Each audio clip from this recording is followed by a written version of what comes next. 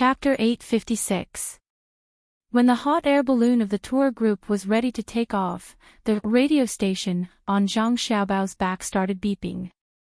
Wang Wan translated the content as fast as she could and looked at Zhang Xiaobao with surprise in her eyes. They're back. The people who went to North America are finally back. We can eat proper Sichuan-style hot pot in the future. We can also make scrambled eggs with tomatoes for Xiaobei and the others. And my cigarettes, roasted sweet potatoes, and, the first thing that came to Zhang Xiaobao's mind was to eat.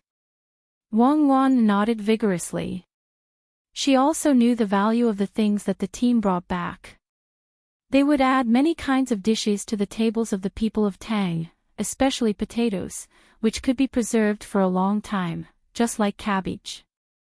Chili was not only delicious, but also had certain medicinal properties. Touching Xiaobei's head, Wang Wan said to her, "Xiaobei, it's almost time to eat popcorn. There are also pancakes made of corn flour. Eat salted fish. People who go out will have a variety of dry food." What is corn? Is it more delicious than rice? Xiaobei stuck out her tongue and licked her lips. It's corn. Anyway, there are many names. It can be cooked as snacks. Stop the trip and ask Shui Yun to send some seeds. Wang Wan didn't know how to explain it to Xiaobei. No matter how good it was not as direct as seeing the real thing, so she immediately issued the order. The people who had just returned to Geely State had a good sleep. According to the order, they packed a lot of strange seeds, tied them to Shui Yun's feet, and released them into the sky. While waiting, Zhang Xiaobao thought of Li Bai. Recently, Li Bai had written a lot of poems for Zhang Xiaobao and Wang Wan, hoping to be appreciated by them and get a satisfactory position. But the result was not very good. This time, before Zhang Xiaobao and Wang Wan set off, they arranged for him to be a 6th-rank official in Geely province. It was not a small position, but compared to his yearning for the capital, he still had many regrets. Now that Zhang Xiaobao knew that a new variety was coming, in order to preserve it well, he did not plan to let Li Bai continue to be in charge of the warehouse. He was afraid that Li Bai would one day drink too much and kill the newly obtained seeds. If that happened, he would have no one to cry to. When he found Li Bai, who was also packing his luggage, Zhang Xiaobao said to him directly, "Young Master Li, there are 2 official positions for you to choose from. One is to be the county magistrate in Jian. I'll give you a mission. You are to lead the people of Jian and to plant a new kind of thing in the greenhouse. This greenhouse is a glass greenhouse. It's no longer simple." Li Bai listened carefully. When he heard Zhang Xiaobao talking about something new, he was a little curious, but he did not want to stay. How could a county with only 100 people be called a county? Even if they grew smallpox, it would be useless. Then he asked, "What about the second one?" "The second one is to enter the capital and become an official. You first go to Geely province and get some seeds there. When you return to the capital, you take them directly to the Sinong temple and let people plant them. Your official position is also in the Sinong temple. Well, you can be a garden supervisor. What should we call it?" "Oh, let's call it Shirlai Garden. What do you think?" Zhang Xiaobao suddenly thought of a new name and a new department, so he asked Li Bai. Li Bai did a little calculation and knew that the new official position was a 6th-rank official with some real power. He was also an official in the capital. He had not considered whether this official position was what he wanted, but he had a new understanding of Zhang Xiaobao and Wang Wan's abilities. From Zhang Xiaobao's words, he knew that the Sinong temple did not have a Shirlai garden yet. Zhang Xiaobao was going to make one. He looked so confident as if the Sinong temple would do whatever he said. He could give him a 6th-rank official as he said so. Feeling Zhang Xiaobao's power, Li Bai temporarily believed that Zhang Xiaobao could successfully give him a garden in the Sinong temple. But after thinking about it, he found that no matter what kind of garden it was, his official position was a little small and he still had to farm. He could not help but show an expression of embarrassment. Zhang Xiaobao knew what Li Bai was thinking when he saw his expression. He felt very uncomfortable in his heart. He gave him a 6th rank official and he was not satisfied. He gave him this because of his reputation as an immortal poet. Which one do you think is more suitable, Child Li? Zhang Xiaobao asked patiently. Can I change to another place? Li Bai was not willing to study farming in his heart. Then you can go to the Ministry of Rights and be a secretary. That's also a 6th rank official. Zhang Xiaobao thought about it and gave him another official position. Li Bai lowered his head and thought for a while. The expression on his face was still the same as before. It seemed that the Ministry of Rights was not very good either. If the Ministry of Rights is not good enough, you can go to the Ministry of Revenue and be a manager. That's a 7th rank official. Zhang Xiaobao was thinking of new things now. He wanted to get rid of Li Bai as soon as possible. The Ministry of Revenue was in charge of money. It was a very important department. The manager could see the minister and it was convenient to contact him. It was a good place. But the rank was not good. Li Bai gritted his teeth and asked, "Can I be a doctor?" "What do you think?" Zhang Xiaobao asked rhetorically. He knew that Li Bai wanted to be the physician of the left and right departments of the ministries, a 5th-level official who could attend the morning court. This was purely a joke. It was not that it could not be arranged, but how could Li Bai want to jump directly to an important 5th-level official position? Li Bai also felt that his request was too much, but he was full of expectations. After thinking about it, he said, "Then I'd better be a governor." This time, Li Bai was thinking about how to enter the capital and find a way to meet the officials in the capital. After getting familiar with them, he would ask them to recommend him. If they did not agree, he would use Zhang Xiaobao's suggestion and slowly look for an opportunity. Zhang Xiaobao specialized in studying people's psychology. How could he not know what Li Bai was thinking? Li Bai's eyes moved. Zhang Xiaobao knew what he was thinking, but he did not expose him. He would let him try and see who would dare to interfere with the position he arranged. Not to mention the officials of each department, even if the position was a little bigger, it would not work. Zhang Xiaobao even got the position of the head of the secretariat. Thinking of this, Zhang Xiaobao laughed in his heart. He took Li Bai into the room, spread out the paper, ground the ink, and wrote on it, "Recommend Li Bai Li Tai Bai to be the Minister of Revenue. He will try for a year and wait for the examination next year." Zhang Xiaobao. A few simple words confirmed Li Bai's position. After the examination next year, the new position would be discussed. Li Bai thought that Zhang Xiaobao would praise him and write the reason for the recommendation. He did not expect that Zhang Xiaobao would write it so simply. Looking at the ink that had not yet dried, he asked worriedly, "Is this correct?" "Correct." Zhang Xiaobao put down the pen, picked up his seal, and stamped it. This seal was also made by him. It had long become a habit. Li Longji was very stingy. He only cared about the appointment of officials. As for the other things, such as the clothes, the seal, and so on, he was not responsible for them. Who will I show this to when I arrive in the capital? No matter how Li Bai looked at it, he did not think that this letter could achieve his goal. It was written too simply. Zhang Xiaobao put down the pen and blew on the ink. "You can show it to anyone.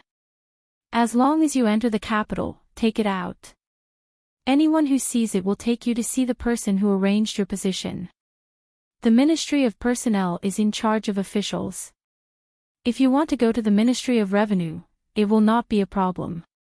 Or you can directly let Li His Majesty see it and arrange it for you. Go. Don't forget to help me bring some seeds when you pass by Jili province. I will write a letter to the agriculture temple and ask them to set up a special garden. Oh, when you arrive in the capital, you can ask about Wang Wei. He is also good at writing poems. After saying that, Zhang Xiaobao casually folded the new letter and stuffed it into Li Bai's hand.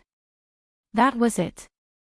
Li Bai held the letter in his hand and watched Zhang Xiaobao go out. His face was blank. He always felt that Zhang Xiaobao had agreed too easily. He said that he would be an official in the capital, and he came too quickly. Logically speaking, if he wanted to be an official in the capital, he should not be like this.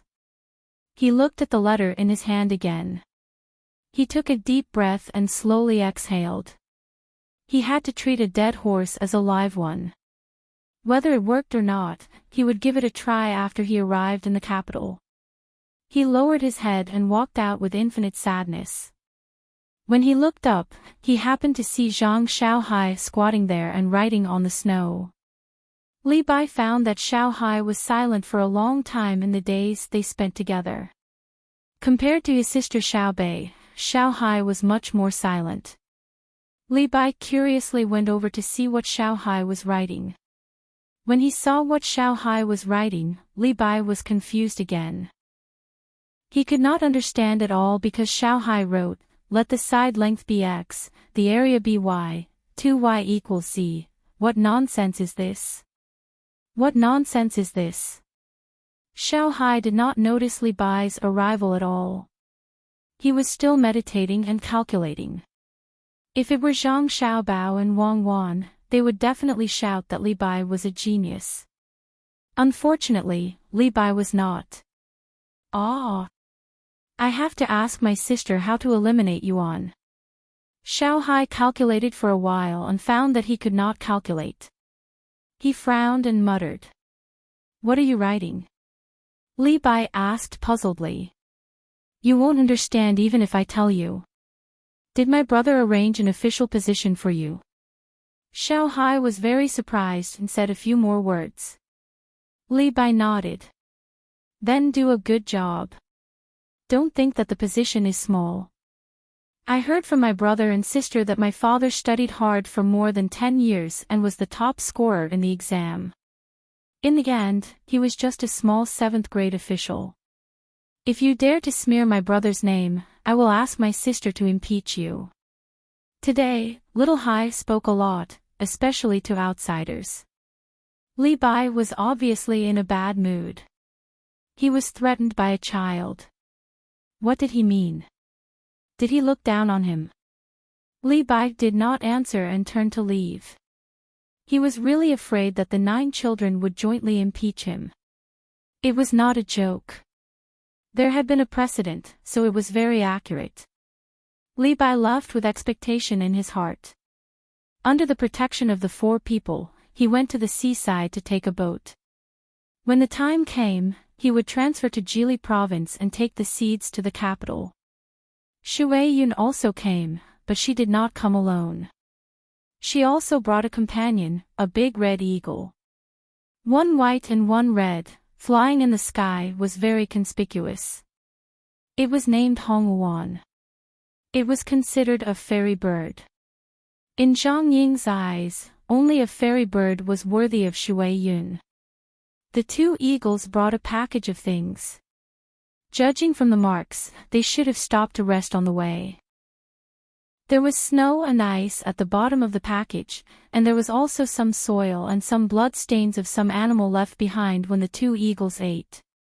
Zhang Xiaobao only looked at the package and didn't rush to open it. Instead, he touched Shui Yun's head and said, "Congratulations, you found a good one. I haven't seen a red eagle before. When you have children, you have to give them a heads up so they don't fall to their deaths." Shui Yun seemed to understand Zhang Xiaobao's words. She rubbed her head against Zhang Xiaobao's face. Her sharp mouth was frightening. Xiao Bei asked someone to kill a deer and send it to Shui Yun. She also said, "When you have babies, our children's group will catch insects for you. It's best to catch more than 100 of them. You have to work hard. After Shui Yun took Hong Wan to eat, Zhang Xiaobao opened the package. There were sweet potatoes and potatoes that had sprouted. It seemed that they were caused by the high temperature on the boat, so they dug them up and sent them to the greenhouse to be planted. In addition to these two, there were also coffee beans and cocoa. Send them to Luzhou to be planted. Zhang Xiaobao picked out 2 kinds of things. He could not plant them in Jinan.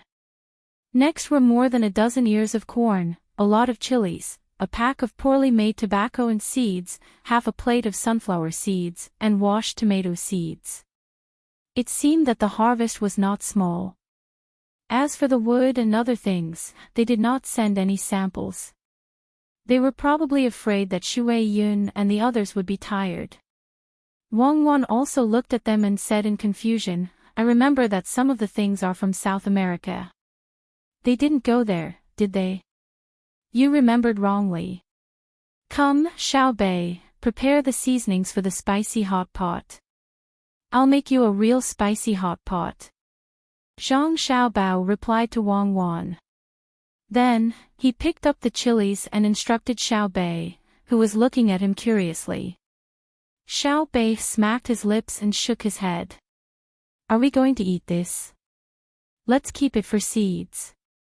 Zhang Xiaobao pinched some chilies and put them in his mouth to taste. He stuck out his tongue and explained to Xiao Bei, the inside is the seed. The skin outside doesn't count. You can eat it. Oh, it's good to eat. Xiao Bei cheered and hurriedly ran to make the arrangements. Zhang Xiaobao took the opportunity to call the people in the county and the people who stayed behind. He and Wang Wan complimented each other by introducing the planting methods of several crops. They could not wait until next year to manage the Tujue. As for the future plan, they had to wait until the local people had planted the crops. Very soon, Xiao Bei finished preparing everything. All the seasonings and things to be boiled were brought over. The only thing missing was the chilies. With real chilies, there was no need for substitutes. Zhang Xiaobao put a lot of chilies in a lattice and then went to fry chili oil. Together with the pepper oil and sesame paste, he waited for the water to boil before eating. After Xiao Bei did his best to blow on the fire, the water finally boiled. Before they could eat, the smell of chilies entered their noses. Ah! It's so spicy. Xiao Bei sneezed and said with red eyes. The others who smelled the smell also nodded. They originally thought that scallions, ginger, garlic, and chilies were spicy enough. Today, they finally saw what spiciness was. Zhang Xiaobao and Wang Wan swallowed their saliva at the same time. Only the two of them knew the deliciousness of chilies. Zhang Xiaobao stuffed a handful of tofu skins into the lattice and boiled them vigorously. When the tofu skins were soft, he took them out and distributed them to his 9 younger siblings. Then, he poured some chili oil and pepper oil on top. Eat. I'll make boiled meat slices and boiled fish for all of you in the future. Xiao Bei nodded his head vigorously twice and moved his nose closer to smell. The smell of chili oil and sesame oil mixed together. Before eating, he already felt that it was fragrant. He took a deep breath and prepared himself for the spiciness. Then, he carefully picked up a stick of tofu skins and put it into his mouth. In less than 2 seconds, Xiao Bei's eyes suddenly widened and his hand stopped moving. After another 2 seconds, Xiao Bei took off the stick and chewed it vigorously. There was obvious sweat on his forehead. Even so, his mouth did not stop moving. When he swallowed the stick, he opened his mouth and exhaled. He said in a muffled voice, "It's so spicy. I want that soup. Give me some of the soup. It's so comfortable. It's so warm. You still want to drink soup when it's spicy. Xiao Yuan had not eaten all this time. He was obviously frightened by Xiao Bei's reaction. What do you know? I want to eat it more and more. If you don't cooperate with me in the future, I'll pour chili water on you and let you know what's good for you. Xiao Bei suddenly thought of a good idea. Zhang Xiaobao was stunned. He looked at Wang Wan and said, "It seems that our Xiao Bei is really talented. He knows how to pour chili water. I haven't tried pouring this thing into my nose to see what it feels like." "It can treat colds," Wang Wan said. Xiao Yuan watched Xiao Bei slurp and eat at the same time. He finally could not help but try it. In the end, he became like Xiao Bei. The more spicy it was, the more he wanted to eat it. The others also came to taste it, including the people in the county. All of them felt that this thing was magical. Seeing that they were almost done eating, Zhang Xiaobao stopped his brother and sister and gave each of them a big bowl of mung bean porridge. He was afraid that the spiciness would affect their digestive systems. "It's a pity that we don't have green pepper seeds," Zhang Xiaobao said regretfully. "That was cultivated later. When grafted with tomatoes, it will produce persimmon peppers. When more tomatoes grow, they can be made into ketchup. There will be one more fish in tomato sauce in the can. Pack up and prepare to set off." Seeing that the thing she was looking forward to had arrived, Wang Wan's thoughts returned to the Turks. Zhang Xiaobao nodded. "Okay, I'll arrange it right away. Roast an ear of corn for them to try." The fleet brought back a lot. "Next year, we'll release it in our restaurant first and see the effect." "Is there a need to see? As long as it's not popularized, new things will definitely become luxury goods. Smoking is harmful to health. You're not allowed to smoke too much even if you have cigarettes." Wang Wan seemed to be very disgusted by other people smoking. "I'm planning to make cigars, not cigarettes or fertilizer." "Oh, there's no such good fertilizer now. I've decided. In order to help the people of Xinluo become rich, not only will I put all kinds of smelting plants in Xinluo, but I'll also plant cigarettes in their fertile land. Before they're dried, they'll look like cabbages. They'll look green and pleasing." Zhang Xiaobao's expression became one of bemoaning the state of the universe and pitying the fate of mankind. It was so sacred that no one could violate it. After Xiao Bei and the others tasted the corn and decided to eat corn all day next year, the tour group finally slowly rose into the sky and headed to a distant place for sightseeing. Before Li Bai arrived at Jili Province had already sent a fast ship to Dengzhou. Large bags of things were sent by Dengzhou on fast horses to the capital. The speed was only slightly slower than the speed of the 800 Li urgent report. As Zhang Xiaobao's tour group continued to float in the sky, bags of goods were sent to Savant's restaurant. The chefs in Savant's restaurant began to make food according to the method written in the letter that came with the packages. There were actually only two kinds of food that could be made: chili peppers and corn. Some corn was still a little green, and some had already turned golden. It was probably not easy to preserve them. After the morning court session ended the next day, when Li Longji was preparing to have lunch, the people from Savant's restaurant arrived outside the palace. After a series of checks, the food boxes finally appeared on the dining table in front of Li Longji. Li Longji's meals had long changed. There was no need for so many things to look at. More than 10 dishes per meal was already extravagant enough in his opinion. He would only show the proper extravagance when he ate with the envoys from Japan, Exan Luo, and other countries. Today, the imperial kitchen had yet to serve the food. When Li Longji heard that there was food coming from Savant's restaurant, he immediately ordered the imperial kitchen to stop cooking and ordered someone to open the food boxes. He saw that there were many small yellow steamed buns inside. They looked quite pleasing to the eye and smelled a special fragrance. He did not know what it was. When the other food box was opened, there was a charcoal fire heating it. There were many pieces of cooked meat, bean sprouts, and other supplementary ingredients.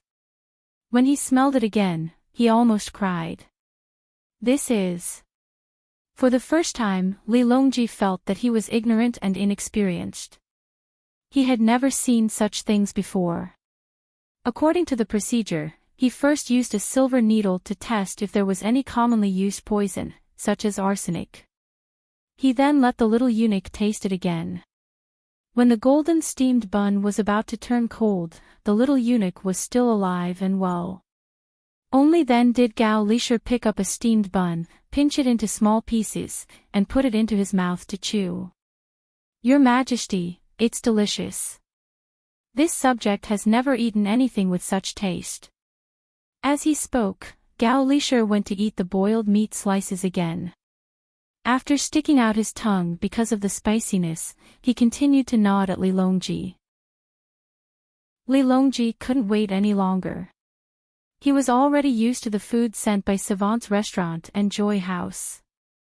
Similarly, every time he watched others go through the procedures, he would think of Zhang Xiaobao and Wang Wan.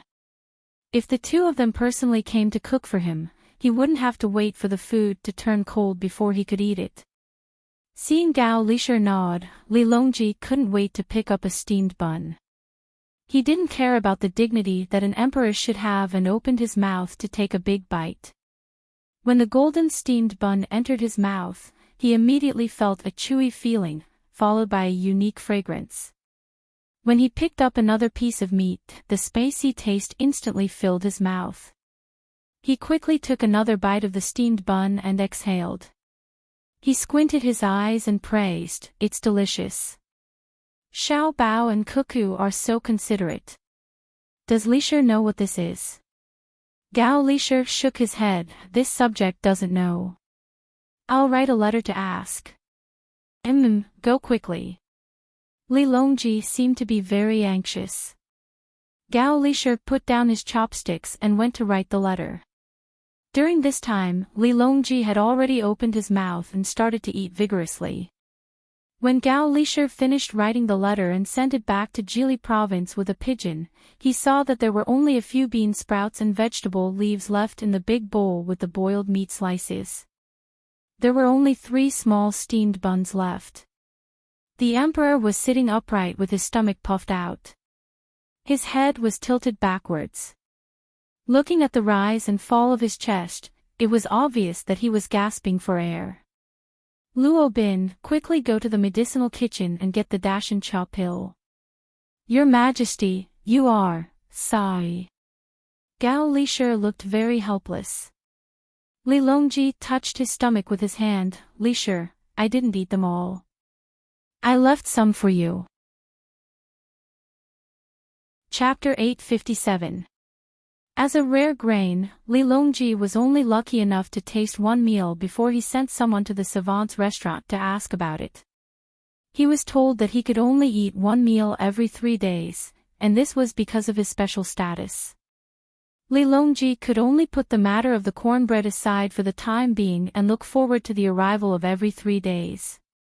He once again devoted his energy to various aspects of Great Tang. According to Wang Wan, the current Li Longji should be in a situation where he rejoiced in grandiose achievements. A bucket of millet only cost a few copper coins, and under the fawning of many officials, Great Tang was flourishing. But now, Li Longji had no intention of relaxing. The Zhang family and the Wang family worked together with other merchants to open businesses all over Great Tang. Even the most remote places did not lack this kind of business cooperation. In addition to doing business, these shops were also in charge of collecting information, such as the living conditions of the people in a certain place and the bad evaluation of the officials in that place. These information were then sent to the capital to let Li Longji understand that his country was still far from his ideal. Zhang Xiaobao even took the opportunity to deceive Li Longji, telling him how wealthy that place was. In the winter, every family had fruits, and all they wanted to eat was vegetables. They were already sick of meat. Every family had a type of carriage that was dozens or even hundreds of times faster than a carriage. It only took 2 days to travel from the capital to Luzhou. Moreover, everyone had a very small radio that they could carry in their pocket at any time. They could take it out at any time to greet their family in Tubo at the Blackwater Commander-in-Chief's manor. In terms of medical treatment, the Virtuous Academy could not compare. When hunting in the mountains, one's ears would not be eaten by wolves. It was fine. As long as one hid and did not let the wolves bite off one's head, one could use the small radio to inform a specialized department. There would be something that was hundreds of times faster than gliders flying over to save the person. Then, just like farming, one could grow another ear and install it. If there were no telegrams and steam engines, Li Longji would definitely not believe it. But now, he had no choice but to believe it. Hence, after making a comparison, Li Longji felt that the people of Great Tang did not have a good life. At the very least, he did not have a good life. He could not compare to the ordinary people of that place. Even if he lost an ear, he could not grow another one. This was the difference. Looking at the intelligence reports on the various regions of the Great Tang, he found that there were many places where the people could not eat white flour and rice, and could only eat millet, let alone meat and eggs. Even in winter, one could not expect to see fresh cucumbers. We still have to work hard. Li Longji closed the document about Hedong Dao, picked up a small metal box on the desk, and dripped 2 drops of eye drops mixed with ice shards into it, and said to himself. Gao Lisher, who was not far away, made a gesture to the young eunuch. After a while, the young eunuch came back with a tray. On the tray was a bowl with something inside. Your Majesty, it's getting late. Drink some beef radish soup and rest early, Gao Lisher said as he placed the bowl in front of Li Longji. Li Longji raised his head and squinted his eyes to look at the light above his head. He then glanced at the clock on the wall. The hands were pointing to 11 o'clock. He nodded. It's already midnight. Time really flies. Never mind, help me take a look at this small matter. I think it's better to find 2 more reliable people. Picking up the radish from the bowl, Li Longji stared at it. Radishes in winter are also small ginseng. I heard that Xiao Bao is planting ginseng in Jili State. How is it going? They planted it last year. They said that they will plant it for 5 years. By then, there will be more ginseng in the hospital. They also planted a lot of other herbs. Your Majesty, don't worry. They even planted pearls, not to mention ginseng. Oh, Xiao Bao sent a letter saying that Your Majesty had cornbread yesterday. While Gao Lisher was speaking, he took out a small toy from his sleeve. It was a funnel. He also took out some leaves that came with the cornbread and stuffed them into the funnel. He lit a match and took 2 deep breaths. He seemed to be much more spirited. Li Longji chewed the beef tendon that was deliberately put into the bowl and asked in a muffled voice, "What's the matter with the cornbread?" They said that in a few years' time, they can use corn to feed livestock, especially cows. They want me to help choose a cow with more meat to be specially raised for meat in the future and save on other grains. It's also good for cows.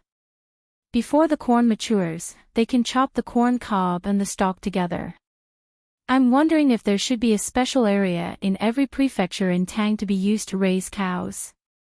Part of it is used for farming, part of it is used for meat, and part of it is used for milk production. Gao Lisher looked at the bowl on the table and replied.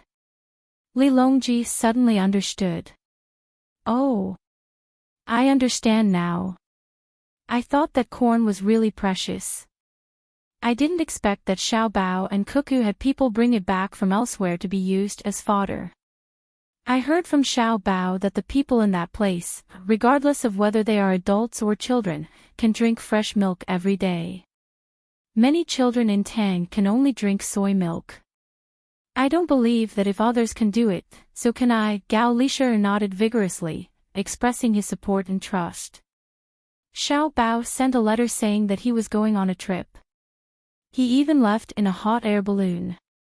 Are there any changes in Xinluo? Li Longji was not sure where Zhang Xiaobao and Wang Wan were going to travel. He was afraid that it would delay the deployment of Xinluo. I've heard the news. Xiaobao ordered his family's business to transport all kinds of good goods to the border between Xinluo and Tang dynasty, such as the clock hanging on the wall, pearl jewelry, cosmetics, beautiful clothes, and complete sets of glass products. He wants to do a big deal with Xinluo. What kind of deal? In exchange for charcoal, the price is very high. The price of charcoal of the same quality is 1.5 times that of Tang dynasty. There is also the matter of opening a smelting plant in Xinluo. As Gao Lisher spoke, he wanted to point at the charcoal brazier to signal the emperor, but he suddenly stopped. There was no charcoal brazier here. They used heating, the kind that coiled around the ground. Li Longji also knew what Gao Lisher was thinking just now. He smiled in satisfaction. Technology must be developed. Otherwise, I would still be using candles to roast charcoal. It seems that Xiao Bao has gone to cheat people again. Take some time to ask if there are any new weapons in the weapons research department. Let me be happy, even if it's in the experimental stage. Yes, I'll contact him later. I thought of another thing that might make your majesty happy. Cuckoo said in a letter to her family that this year, Xiao Bao spent a lot of money to build a place to cultivate kunbu in Jili province. Xiao Bao called it kelp, which means that if nothing goes wrong this year, there will be a lot of kelp production. When the time comes, I'll let the people in Dengzhou learn to cultivate it. After the kelp is dried, it will be sent to all parts of Tang dynasty and sold to the people at a low price. It can prevent the big neck disease. The two of them originally planned to extract something from the kunbu and put it in salt so that the people can eat salt. However, due to the lack of technology, they can only postpone it indefinitely. Gao Lisher did not know the extent of the weapons research, so he thought of something else to tell the emperor to make him happy. However, Li Longji did not look happy at all. That's right, we can't keep up with the technology. For Xiao Bao and Huan Huan to be able to think of this, it's probably because their master told them. That means that the technology of the other side has already reached that level. We're still far from it, we have to catch up. At the very least, we have to wait for the other side to have the strength to defend against them in case they attack. Li Longji clenched his fists and ate the food in the bowl as fast as he could. He followed Gao Lisher's instructions to wash up and get ready to sleep. Luzhou, in the forest northwest of the matchwood factory, a group of people was busy. Some were in charge of recording, and some were operating. When everything was ready, a loud noise rang out. The people involved in the experiment smiled. It's done. Send the report to the young master and young miss. The picric acid is successfully developed. The trinitrotoluene is in the process of development. The new cannon is tested. The maximum range is 6 kilometers. The extraction of gasoline and diesel failed. We're working on a new method. The person who spoke was the craftsman who won the first place in the competition in the capital, Zhang Tianyu. After he was selected, he studied with Zhang Xiaobao and Wang Wan for a while. He was the first to read Wang Wan's books. After that, he was sent to Luzhou to be in charge of the scientific and technological research. When the people in charge of the research of the new gunpowder heard his words, they subconsciously puffed out their chests. Although they had lost their freedom from the moment they joined the research team, their family's standard of living was not comparable to ordinary people. If it were not for Jia Ru's research team, they might still be ordinary craftsmen who spent the rest of their lives in some county. Now, they could at least wander around Luzhou, and they were escorted by many people. The ticking sound of telegrams rang out, all the way to Jili province. Unfortunately, Zhang Xiaobao and Wang Wan could not receive the news for the time being. At this time, Lu Zhou did not stop working at the sea with the arrival of winter. The number of ships coming in and out every day was still the same. Before Xinyuan Island was fully occupied and explored, the profit-seeking merchants began to move further away. For example, there was a group of small islands beside Xinyuan Island, as well as an island that was not smaller than Xinyuan Island that was connected to Xinyuan Island on the other side. Ordinary merchants would go there to scout for resources and find a way to get them on board. Then, they would bring them back to Luzhou, pay a part of the taxes, and wait to make a fortune. Sun Miao was also the captain of a fleet in Jiangnan. His family was quite well-to-do, and he was a high scholar. Unfortunately, he had failed several imperial examinations in a row. After the new year, he gave up on the idea of continuing to work in the capital and was ready to find another way to develop. When he was on Newgate Island, he participated in the first advance party formed by merchants and made a lot of money. He also met the owner of another merchant and was attracted to the owner's daughter. After a few contacts, they gradually became close. In the end, he secretly married her and made her his co-wife. He had 2 wives and 3 concubines at home, and his son and daughter were running around everywhere. His older son and daughter had already gone to school and were doing well in their studies. Logically speaking, he should be content with what he had. However, his neighbor's 22-year-old son came to the capital this spring to take the imperial examinations and stayed in the capital to become an official. As a result, his neighbor's status was obviously much higher than his own. In May, he renovated his house according to the standards of a 6th-grade official.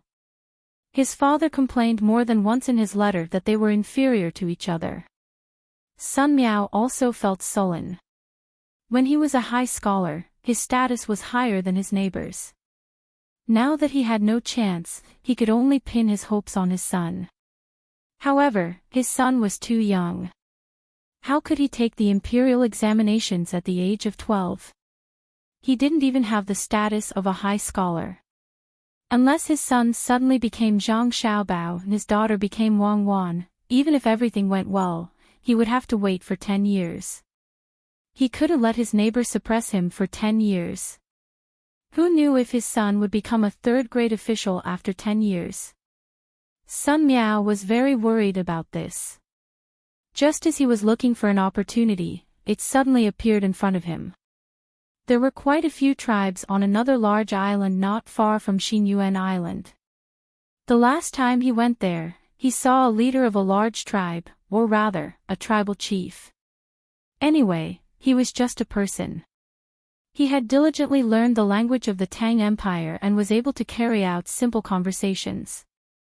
When they were talking about the exchange of goods, the leader mentioned that he wanted to meet the Emperor of Tang. It was not an ordinary worship. Perhaps, the leader could not imagine how majestic the Emperor of Tang was. The speaker had a heart, and the listener had a heart. Sun Miao's heart came to him. Since he could not pass the imperial examinations, he could become an official through other means. No one in his family could be an official, so why couldn't he make a great contribution? With this idea in mind, Sun Miao, who came back, began to contact people. He did not foolishly go to Lu Zhou's provincial governor, nor did he write a letter to the capital. Although he was qualified to send a letter to the capital as a high scholar, he knew it was useless. The emperor could not see it at all. After thinking for 2 days, he found Lu Zhou's trade alliance. First, the alliance was controlled by the Zhang family and the Wang family. If he wanted to let the emperor know, the emperor would definitely know. Second, the Zhang family and the Wang family would not steal his credit. The 2 families were so famous that they did not care about the merit of a tribe leader on an island. Most importantly, the Zhang family and the Wang family were very amiable. Sun Miao's contact was successful. The person in charge of Lu Zhou's affairs agreed immediately. As long as Sun Miao was confident that he could get the leader of the tribe to the capital and bring a lot of local specialties as tribute, Lu Zhou's people would be responsible for the protection work along the way and contact matters after the arrival. Before winter came, Sun Miao brought the people arranged by Lu Zhou to the island and found the leader of the tribe, Shan Tushi. This name was given by the leader himself. At first, he said that he wanted to follow the emperor's surname, Li. Later, he was dissuaded. If the surname was not passed down by the ancestors, it could not be taken casually. It had to be given by the emperor, especially by people who did not belong to Tang. When Shan Tushi learned that he could meet the emperor of Tang, he was very excited. He asked people to prepare many things that he thought were good and wanted to go with Sun Miao. Chapter 858. The cries gradually faded away. Sun Miao leaned against a tree with lingering fear. He turned his head to look at Shan Tushi, who was also in a sorry state, and asked, "Can you escape?" Because of the long sunlight and the high temperature, Shan Tushi appeared very dark and was much shorter than Sun Miao. He blinked his large eyes and said to Sun Miao, "I don't know. I wasn't prepared." They suddenly attacked. Sun Miao didn't have time to be surprised by Shan Tushi's ability to learn languages. He hesitantly reached into his clothes and asked, "Why were you chased?" They were afraid that in the future, the good things of the Tang Empire will only be exchanged with my territory. If they kill me, it won't happen. At least, that's what they think. Don't worry, the 2 followers you brought will be fine. They are protected by my people. The one they want to kill is me. Shan Tushi looked around and saw that there were a few of his subordinates hiding not far from the 2 of them and keeping watch. Only then did he feel slightly relieved and comforted Sun Miao. Sun Miao also looked around and found that there were too few of Shan Tushi's people. There were less than 100 people altogether. The 2 tribes had rushed over while howling. There were at least 300 people. 3 against 1. With the same living habits and the same familiarity with the terrain, it was too difficult to win. Shan Tushi saw that the person who could make him pay a visit to the emperor of the Tang Empire didn't say anything and was a little depressed. "The gift I planned to give your emperor is gone. This place is still very far from the coast. If there is no other way, I will protect you and then you can find someone to fight back and avenge me. As long as my people are still alive and you are still willing to trade with them, I will be very happy. Don't let the people from the other 2 tribes find you." Sun Miao curled his lips. "They are dreaming. Stopping you from coming to the Tang Empire is a provocation to the Tang Empire. I will destroy them. It is less than 10 li from the coast, not far." As he spoke, Sun Miao took out a cylindrical object from his bosom. Shan Tushi really didn't know how strong the Tang Empire was. He had tried hard to imagine that the Tang Emperor's subordinates could be more than his and the surrounding tribes combined. However, he didn't think that he would be able to gain an advantage. Besides, the Tang Empire was so far away that not many people could come. At this moment, seeing the thing that Sun Miao took out, he curiously moved his face closer. "This thing can kill people? This thing can find people?" Sun Miao took out another box of matches and looked up at the sky, searching for a place where the leaves were sparse. "Who are you?" "Naturally, it's to protect the lives of the great Tang's merchants. Didn't I pay such a high tax precisely for this day?" Just as he finished speaking, Sun Miao struck the match in his hand and dug the bottom of the cylindrical object into the ground. He carefully ignited the twists on the top and pulled up the rocks to hide behind him. His heart was beating like a drum. Although the Lu Zhou's Chamber of Commerce had indicated on the map that there were rescuers on the new island, they did not provide the exact number of rescuers, nor did they mention the equipment of these rescuers. If the signal was sent out and the rescuers were still foolishly armed with ordinary knives and arrows, not only would they not be able to escape, but they would also bring harm to Lu Zhou's elite hurricane battalion. I hope they are armed with pistols. While Sun Miao was lost in his thoughts, the signal fireworks exploded in the sky with a loud bang. The loud noise startled Shan Tushi and his men. They lay on the ground and did not dare to move. After a while, Shan Tushi raised his head and asked in surprise, "Are there any more powerful weapons? I'm sure they won't be weak." Sun Miao shook his head and stood up, looking around vigilantly. The noise just now was not small, and the fireworks were high enough. He was afraid that the people from the two tribes would discover their location and rush over. "Yeah, I don't think so. Things that can make such a loud noise are very rare." Shan Tushi helped Sun Miao to figure out the problem. After a few breaths of regret, he also remembered what Sun Miao was worried about just now. He shouted a few words to his men that Sun Miao did not understand. The surrounding people who were protecting them gathered around and bent their backs, ready to fight at any time. Sure enough, it did not take long before the people from the two tribes who were lured away by Sun Miao and his men arrived. After a few of them were shot by Shan Tushi's men with simple bows and arrows, they cried out in pain. "Let's go, they are coming." Shan Tushi grabbed Sun Miao's arm and ran in another direction. Sun Miao looked hesitant. He wanted to run, but he was worried that the people from the hurricane camp would not be able to find him. If he did not run, he was afraid that they would find his corpse. Being pulled by Shan Tushi, the team moved towards the seaside. Gradually, more and more howling sounds came from the surroundings. It seemed that the people from the two tribes were gathering and surrounding this place. Seeing this situation, Shan Tushi said to Sun Miao in a very loyal manner, "You run, I will take people to stop them. Remember to take revenge for me." "Oh no, how come there is another group of people from the Hulu tribe? They have allied with another tribe." As soon as Shan Tushi finished speaking, Sun Miao saw that the people chasing after him were more energetic than the ones before. Perhaps it was because they were more energetic. The people who were in charge of stopping the people behind him screamed from time to time. Sun Miao saw with his own eyes that a person who was less than 5 feet away from him was shot in the neck by a wooden arrow. The person who did not die immediately covered the place where he was shot with both hands and made a sound in his throat. With a swoosh, an arrow flew past Sun Miao's face. He could feel the wind as the arrow flew past him and pierced into Shan Tushi's thigh. "Run! Take revenge for me." The injured Shan Tushi seemed to know that he was going to die, so he could not keep running. He stared at Sun Miao and shouted. The screams of countless people were still echoing in Sun Miao's ears.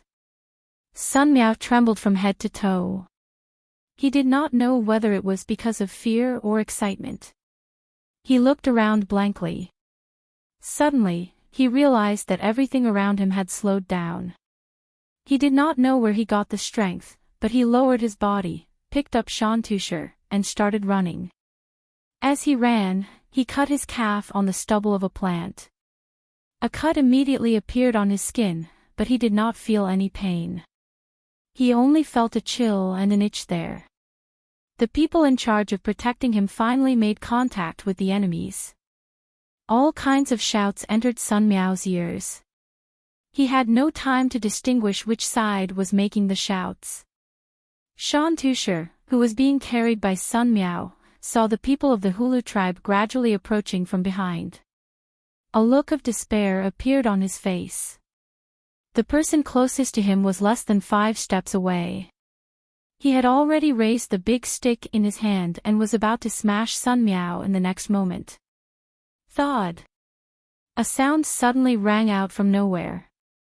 Shan Tushi could only watch as a hole suddenly appeared in the head of the person chasing after him. His head was tilted back, but his body was still moving forward. With a thump, he landed right in front of Shan Tushi. The club in his hand flew out diagonally, and he could no longer hit his own head. Shan Tushi had no idea what was going on. While he was still in a daze, he found himself being thrown to the ground by Aeon. The pain made him shiver. He turned his head to look at Aeon. Just as he was about to ask if Aeon had run out of strength, he heard the same noise he had heard earlier. Thud. Thud, thud. Thud, thud, thud. Thud, thud. Hearing this sound, Sun Miao chuckled and gasped for breath. He lay there and looked up at the sky. Oh my God, they're finally here. Too sure, we can live. Who's here? Shan Tushar sat up and found a strange scene in front of him. The people of the Hulu tribe were falling one after another. He did not know who killed them, and he did not know what weapon was so powerful. However, he could guess that it had something to do with Sun Miao.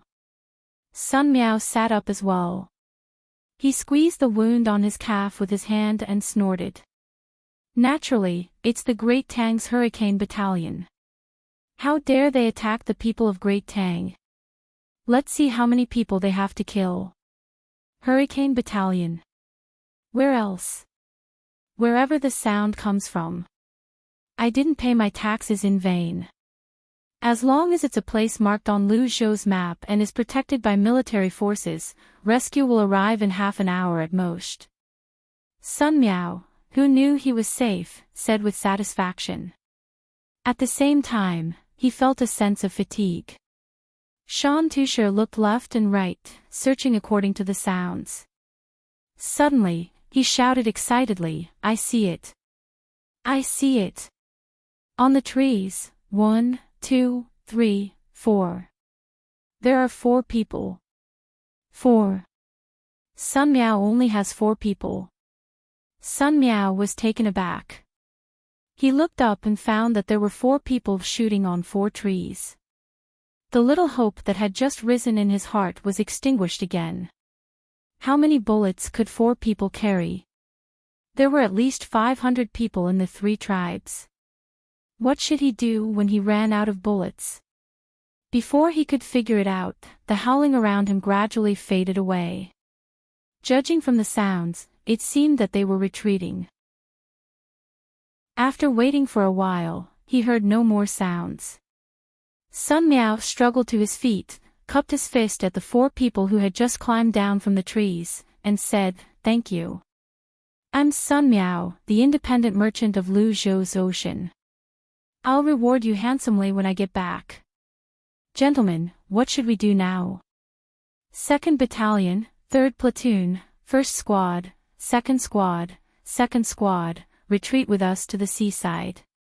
A man with a big bag on his back stepped forward and saluted Sun Miao. His voice was short and strong, giving people a sense of security. All right, sorry to trouble you. Tushar, can you still walk? Hurry up, don't be surrounded again. Otherwise, we'll be finished. Sun Miao didn't have much time to exchange pleasantries. He pulled Shan Tushar, and under the protection of 4 people, they tried their best to evacuate towards the seaside. Shan Tushar called out to his frightened subordinates. Those who could still move carried the wounded and followed along. Among the 4 people of the Hurricane Battalion, one was leading the way quickly, while the other was guarding the enemies on both sides.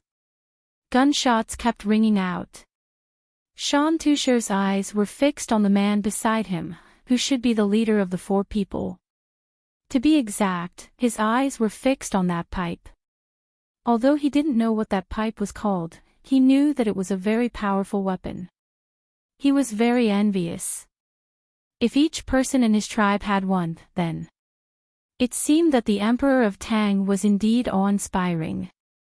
As the enemies in front and on both sides died one after another, the people of the 3 tribes began to give up on the 3 sides and gathered behind Sun Miao, trying to find a suitable opportunity to kill these people. When they passed by a small hill, the leader of the Hurricane Battalion took down the bag on his back, put it on the ground, and began to move it, making beep beep beep sounds. Shan Tushar was anxious and confused. He didn't understand why they didn't leave at the crucial moment. It was also the first time Sun Miao saw this strange thing. After the beep sound stopped, he asked, "A new weapon?" "No, I'm calling for artillery support." The leader carried the thing again and began to move forward. At this time, on the sea 1 kilometer away from the newly discovered island, 4 ships floating there received the signal at the same time. "Command, everyone get ready. Attack the area between the east and the south of the 434 high ground on the second island." After receiving the signal, the captain of the flagship issued the attack order. The 4 ships immediately adjusted their position. The moment the position was confirmed, along with the command to fire, the rumbling sound also followed. In the team that was still moving in the forest, Shan Tushar and the others didn't understand what was called for artillery support, but Sun Miao understood. His eyes widened as he nervously asked, "Artillery support? Artillery ship? Won't it hit us? If you aim accurately, you won't be able to hit us. Hurry up." The leader of the Hurricane Battalion answered straightforwardly. "Tushar, hurry up and run. Tell your people to follow. That thing doesn't have eyes." Sun Miao didn't have the mood to complain about why they needed to fire artillery. He urged Shan Tushar and walked faster while holding one of his arms. Shan Tushar, who still didn't know what was going on, could only mechanically follow Sun Miao's words. The less than 20 people under him gritted their teeth and rushed forward. Before Shan Tushi could ponder for a long time, a whooshing sound came from the sky. Before he could raise his head to look, he heard a rumbling sound coming from behind him. He turned around and saw that there were clouds of smoke and flames about 400 steps behind him. The trees flew into the sky, and the soil also danced in the sky. There was also something that looked like a human body flying up. "What is this?" Shan Tushar asked Sun Miao. Sun Miao couldn't hear what he was shouting at, but he guessed from the shape of Shan Tushar's mouth. He put his mouth close to Shan Tushar's ear and shouted, "This is artillery support. If it falls on us, we will all die." "Ah! Where did it hit? I didn't see it." Shan Tushar also shouted. "On the sea. Hurry up and don't stop. You can't know where it will land." Sun Miao shouted at the top of his voice and then stopped talking. He started to jog with Shan Tushar. Shan Tushar's ears were buzzing, but he also stopped talking. He limped along with Sun Miao. His face was pale, and the shock in his heart had reached an extreme level. Now he had a new understanding of the Tang Empire. He didn't know what artillery support was, but he knew that it could hit here from very far away. And it was so powerful that even the trees were blown into the sky. He really had to see the emperor of the Tang Empire. He was too powerful. How could he have such a weapon? If each of his tribesmen had one, Sun Miao did not know how childish Shan Tushar's thoughts were. At this moment, his heart was filled with pride. This was his Tang Empire, and they were providing artillery support for a merchant like him. Based on the noise and the flying dust, he could guess that this must be the attack method of Lu Zhou's artillery battalion called saturation attack. The money spent on this artillery attack was probably equivalent to half of his family's wealth. The tax he paid was really insignificant. It was just like the promise Lu Zhou had written in the Chamber of Commerce, "For the safety of the Tang Empire, we will do our best." After about 100 breaths of time, the sound that had been incessant just now suddenly stopped. Shan Tushar was finally released from some kind of pressure. Gasping for breath, he looked back and could no longer see the figure that had been tailing him. After advancing for about 2 miles, they were closer to the seaside. Then, everyone's ears gradually recovered. Shan Tushar looked at Sun Miao respectfully. He shouted, "Sun Miao, are you very noble in the Tang Empire? You are only slightly inferior to the Emperor of the Tang Empire? Sun Miao was first startled by Shan Tusher's habitual shout, then he was frightened by the words that came out of Shan Tusher's mouth. He looked nervously at the 4 people of the Hurricane Battalion. When he saw no reaction from them, he shook his head vigorously. I'm nothing in the Tang Empire. I dare not be compared with His Majesty. Then, without waiting for Shan Tusher to ask any more questions, he added, that bombardment just now could have bought several hundred of the goods I brought over. They saved me only because I'm a Tang citizen. Shan Tusher clearly couldn't understand why the great Tang would spend so much money on a single person. He was well aware that the goods Sun Miao had brought over would require his tribe to work for several years to get their hands on them. How much money would several hundred of them cost? Sun Miao, is it because there are not many people in the Tang Empire? This was the only reason Shan Tusher could think of. More than all the trees around your tribe put together. Sun Miao shouted. Is it worth it to spend so much money for you? You won't understand even if I tell you. This is not for me, but for the dignity of all Tang people. If you kill one of my people, I'll slaughter one of your villages. Oh, I mean one of your tribes. We won't stop until one of us is dead. That's why no one dares to offend the Tang Empire, Sun Miao shouted at Shan Tusher heroically. Shan Tusher thought carefully and nodded, well, the Tang Empire is really good. You have to work hard for the Tang Empire. Of course.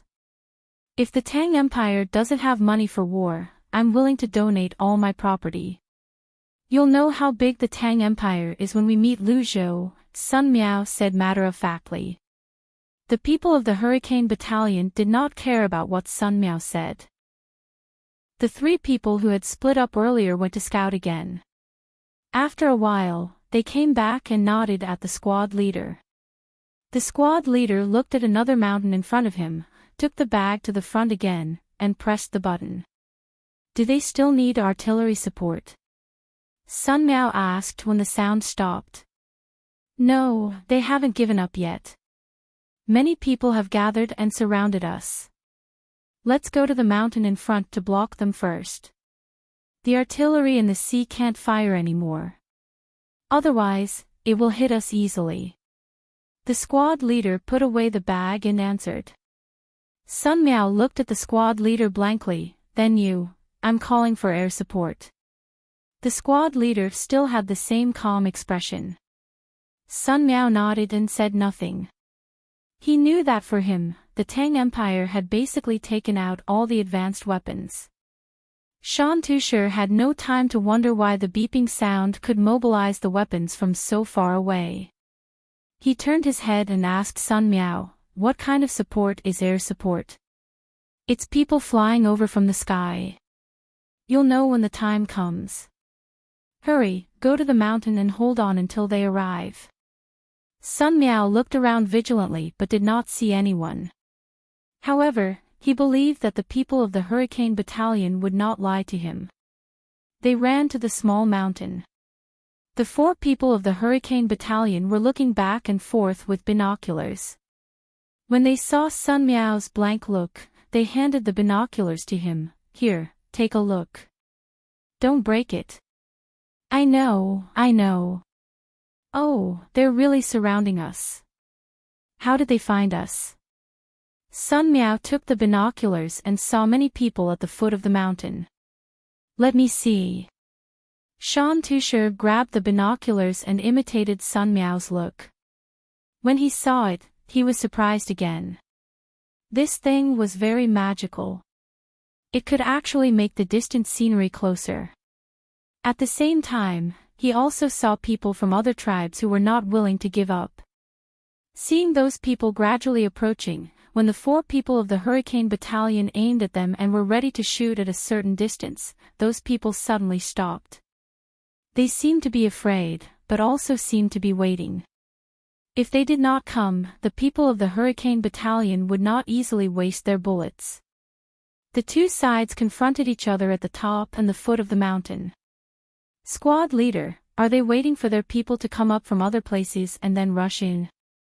Sun Miao thought of a possibility. The people in front were responsible for attracting the attention while the people in other places were responsible for sneak attacks. The squad leader answered, almost, but they still have to wait. Time passed slowly while waiting. When Shan Tushar and the others felt more and more pressure, one of his men pointed to the sky and shouted before the enemy could see the sneak attack. Shan Tushar followed his subordinate's gaze and saw a flock of large birds in the sky. When he got closer, he saw that they weren't large birds.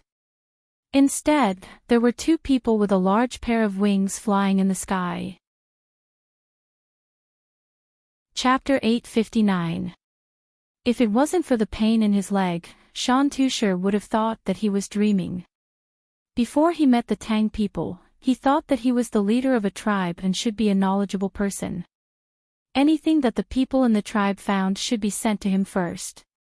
But after he met Sun Miao, he realized that he was the toad in the well that Sun Miao was talking about. He was very pitiful.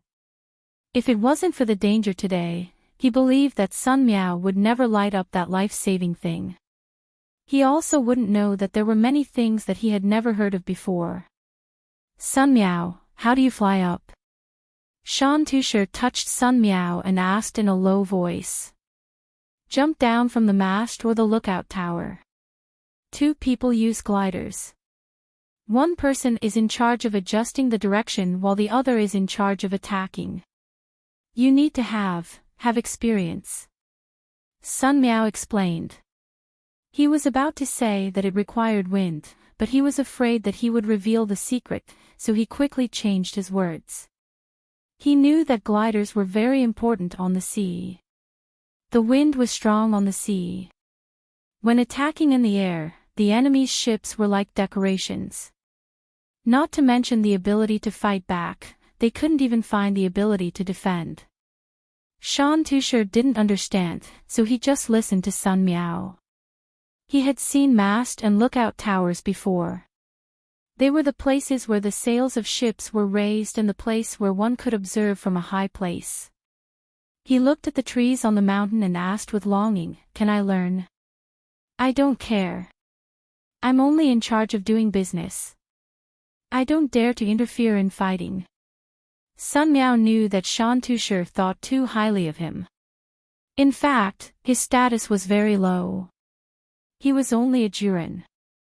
At this time, the reinforcements from the air had already begun to hover in the sky with their gliders. There were not many of them. A total of 80 gliders were sent out from the 4 ships that were docked at sea. The person in charge of attacking was equipped with a rifle that could fire continuously and a few grenades. After circling in the sky twice to determine which side needed protection and which side needed to be attacked, they immediately launched the attack. 20 gliders landed and cooperated with the 4 people from the Hurricane Battalion to snipe on the ground. The rest of the gliders looked for their own targets. The sounds of gunshots rang out in the forest. The people from the 3 tribes were unwilling to give up. They no longer planned to continue hunting Shan Tushar and the others. Looking at the people flying in the sky, some threw away their weapons and knelt on the ground, while others ran away. The battle started quickly and ended quickly as well. The aerial troops were not in the mood to chase after the escapees. Firstly, they were not agile in changing directions, and secondly, they were blocked by trees, making it difficult to aim. They had to control the angle of the wind. If they flew too slowly, they would fall easily, but if they flew too quickly, they would not be able to find their target. Under the fear of the gods, the people who surrendered were quickly gathered and guarded. Sun Miao tried his best to suppress the urge to kill them personally. He said to Shan Tushar, "Tushar, should we kill them or not?" "No, leave it to me. Many of my subordinates have died, and I was worried that no one would work for me." Shan Tushar's eyes lit up. He estimated that there were more than 200 people who had surrendered. They could do all the dirty work for him. Sun Miao also planned to do the same. He asked the question for the hurricane camp, lest they would waste bullets and Shantusher's force would not be able to grow. The people of the hurricane camp were indeed waiting for Sun Miao's response. They had a rule that when the merchants contacted the locals overseas, they were only responsible for providing military support and not making decisions. They had to listen to the merchants, protect the merchants, and help the merchants achieve their goals. This was because merchants were more treacherous, and they could gain the most benefits with the support of military force. The squad leader nodded and said, Sun Dongjia, we'll do as you say. Should we continue to attack? Attack! Attack! Attack with all your might. The 3 tribes are going to be wiped out. Capture the people and exchange them for resources with Brother Tusher. I've made up my mind. When I return to Luzhou, I'll pay 10% more taxes in the future. Sun Miao gritted his teeth and said. He was almost killed, and when he thought about it, he felt a lingering fear. He could not let go of the 3 tribes. Otherwise, more tribes would come to provoke them in the future. The squad leader did not comment. He did not care about the taxes. Instead, he made a hand gesture. The aerial troops that had not landed yet flew toward the 3 tribes, looking for their hideouts and providing coordinates for the ground troops. Compared to the glider wings that flew fast with the help of the sea breeze, the speed of Zhang Xiaobao and the others could not be faster. Even if he was given 160 days to fly around the Earth, let alone 80 days to circle the Earth. The wind direction was too much of an obstacle. When they flew from Jian and to Feng province in winter, they were facing the northwest wind. Fortunately, the pod was sealed well, and they had brought enough food and fuel. Otherwise, they would have to fly with the wind to go back. After flying up and down for more than a month, flying over mountains and rivers, they finally saw a grassland. It was a vast expanse of white. They didn't see Zhang Xiaobao and Wang Wan, who were in the desert due to soil erosion, nor did they see any greenery. 88 hot air balloons slowly descended. Xiao Bei and the other children, who were tired of flying, cheered and ran out. They kicked the snow with their feet, trying to see the covered grass below. Some people arranged to set up camp, and some people formed teams to patrol the surroundings. Zhang Xiaobao and Wang Wan shivered from the cold wind that blew in their faces. They ran to the back of the pod to hide, and at the same time, they discussed how to incorporate the Turks into their forces. It seems that the Turks won't have an easy time this winter. It's really cold. When night comes, the people outside will probably be frozen into popsicles. Zhang Xiaobao sighed into his hands, looked up at the gloomy sky, and said, You don't need to say that. They insist on running north. This year, it might not be -40 degrees, maybe even 50 degrees. I want to know where they are now. When the time comes, I want to control their leader, tell them how good the great Tang is, and bring them back to live a happy life. Wang Wan had already thought of a way to deal with this. She couldn't rely on the addition of 50 children to form an army of 400 people to directly defeat hundreds of thousands of Turks. Zhang Xiaobao took out a small wine flask, took a sip, and handed it to Wang Wan. As he walked away, he said, Let's go and look around. Let's see if we can find some frozen snakes to cook porridge. Don't they say that there are many wolves on the steppe? If we can find a group, we can even eat some fresh meat. Wang Wan also drank a mouthful of wine, and her stomach felt better. She asked Zhang Xiaobao, When the wolves see so many of us, they've already run away in fear. Why would they wait for you to eat? Tell me, if you were the leader of the Turks, what would you do? Me? Zhang Xiaobao pointed at his nose and said, If it were me, I would lead the Turks to the west. I wouldn't run north. That would be fatal. With so many people under my command, I can probably fight all the way to the Mediterranean. I would make weapons along the way. I'm not asking you that. I'm asking you where you've run to now that you've already gone north. You can't always stay in a place where people freeze to death, right? Oh, you're talking about now. I don't want to be the leader of the Turks right now. I just want to know where we are. Where do you think we are? Have we reached Hohhot? How do we find the vast desert? I'm a bit regretful. I've decided to run to Hainan in the future. I won't be punished like this. Zhang Xiaobao rubbed his face. In just a short while, the wind had made it seem like his face was about to split open. There was clearly a layer of frost on his eyelashes. It would be a lie to say that he wasn't cold. Wang Wan was also worried. Without a map of this place, she had thought that she would be able to meet people and ask them. In the end, after flying for 2 days, she hadn't even seen a single living thing. The snow where they had landed was not thick, just reaching their ankles. If they were to go somewhere else, there would be snow more than a meter deep. If they were to throw Xiaobei in, his head wouldn't even be able to stick out. Pinching her forehead, Wang Wan helplessly said, "Let's just continue flying. We should have enough fuel after another half a month. If it really doesn't work, we'll just treat it as bringing Xiaobei out for a vacation. That's the only thing we can do." Secret Service Officer K is really unreasonable. He was respectful to the Great Tang before, but when he saw that the Great Tang had advanced weapons, he didn't immediately take the initiative to join them. Instead, he took them and ran away, hindering the integration of the people. Zhang Xiaobao also couldn't think of a good idea. If it were summer, it would have been fine to ride a horse. Now, he could only complain about Secret Service Officer Quebec. Wang Wan looked at Xiaobei and the others who were still working hard to dig for grass and said, "In the past, Secret Service Officer K was honest because the internal situation was not stable. Then, there was trade, and he obtained many benefits. He was prepared to become stronger one day.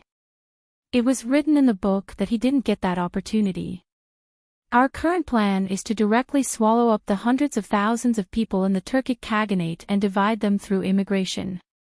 As Prince Xian of the left, who doesn't have soldiers under his command, how could he be willing? For ambitious people, the right to speak is the most important. We'll stay for the night and fly tomorrow morning. I don't believe that we won't be able to find traces of hundreds of thousands of people." Night came quickly. The tents were set up in a circle, and fuel was used to make a bonfire. The people sent out today were lucky enough to hunt a wolf in a pack. They skinned and deboned it with snow water and boiled it into soup for the more than 400 people. Although it was called a pack of wolves, there were actually only 12 wolves. They were all skin and bones from hunger. It was very pitiful. When the whistling cold wind blew, light snow floated down from the ink-black sky. The mercury thermometer couldn't measure the specific temperature, but the cold feeling in the tents was very clear. It was as if they were standing outside Jili province in winter. "It's really cold. In the future, don't move here." Xiaobei, who was covered in a blanket, tried to move closer to the brazier. He held the bowl of soup in his hands and muttered. The other 8 little guys also squeezed together. It was much warmer in the pod than here. Zhang Xiaobao stood up and touched the canvas of the tent. He said with schadenfreude, "I hope that the Turkic people also have light snow. I don't believe that they are as well prepared as we are. They are not fools. The felt made of fur can withstand the wind better than our tent. Okay, hurry up and drink the soup. It's time to tell the story." Chapter 860. More than 1,000 kilometers away from Xiaobei and the other 9 children in the story, tents covered by snow were arranged in various formations, and the frozen cows and sheep were piled up like hills. The green smoke from the burning cow dung drifted out as the tent flap opened and closed, quickly disappearing into the darkness of the night.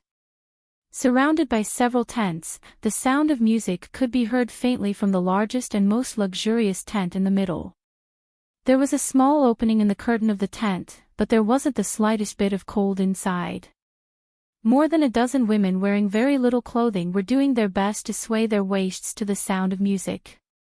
A pot filled with milk wine was placed over the fire. The wine inside was bubbling and bubbling non-stop.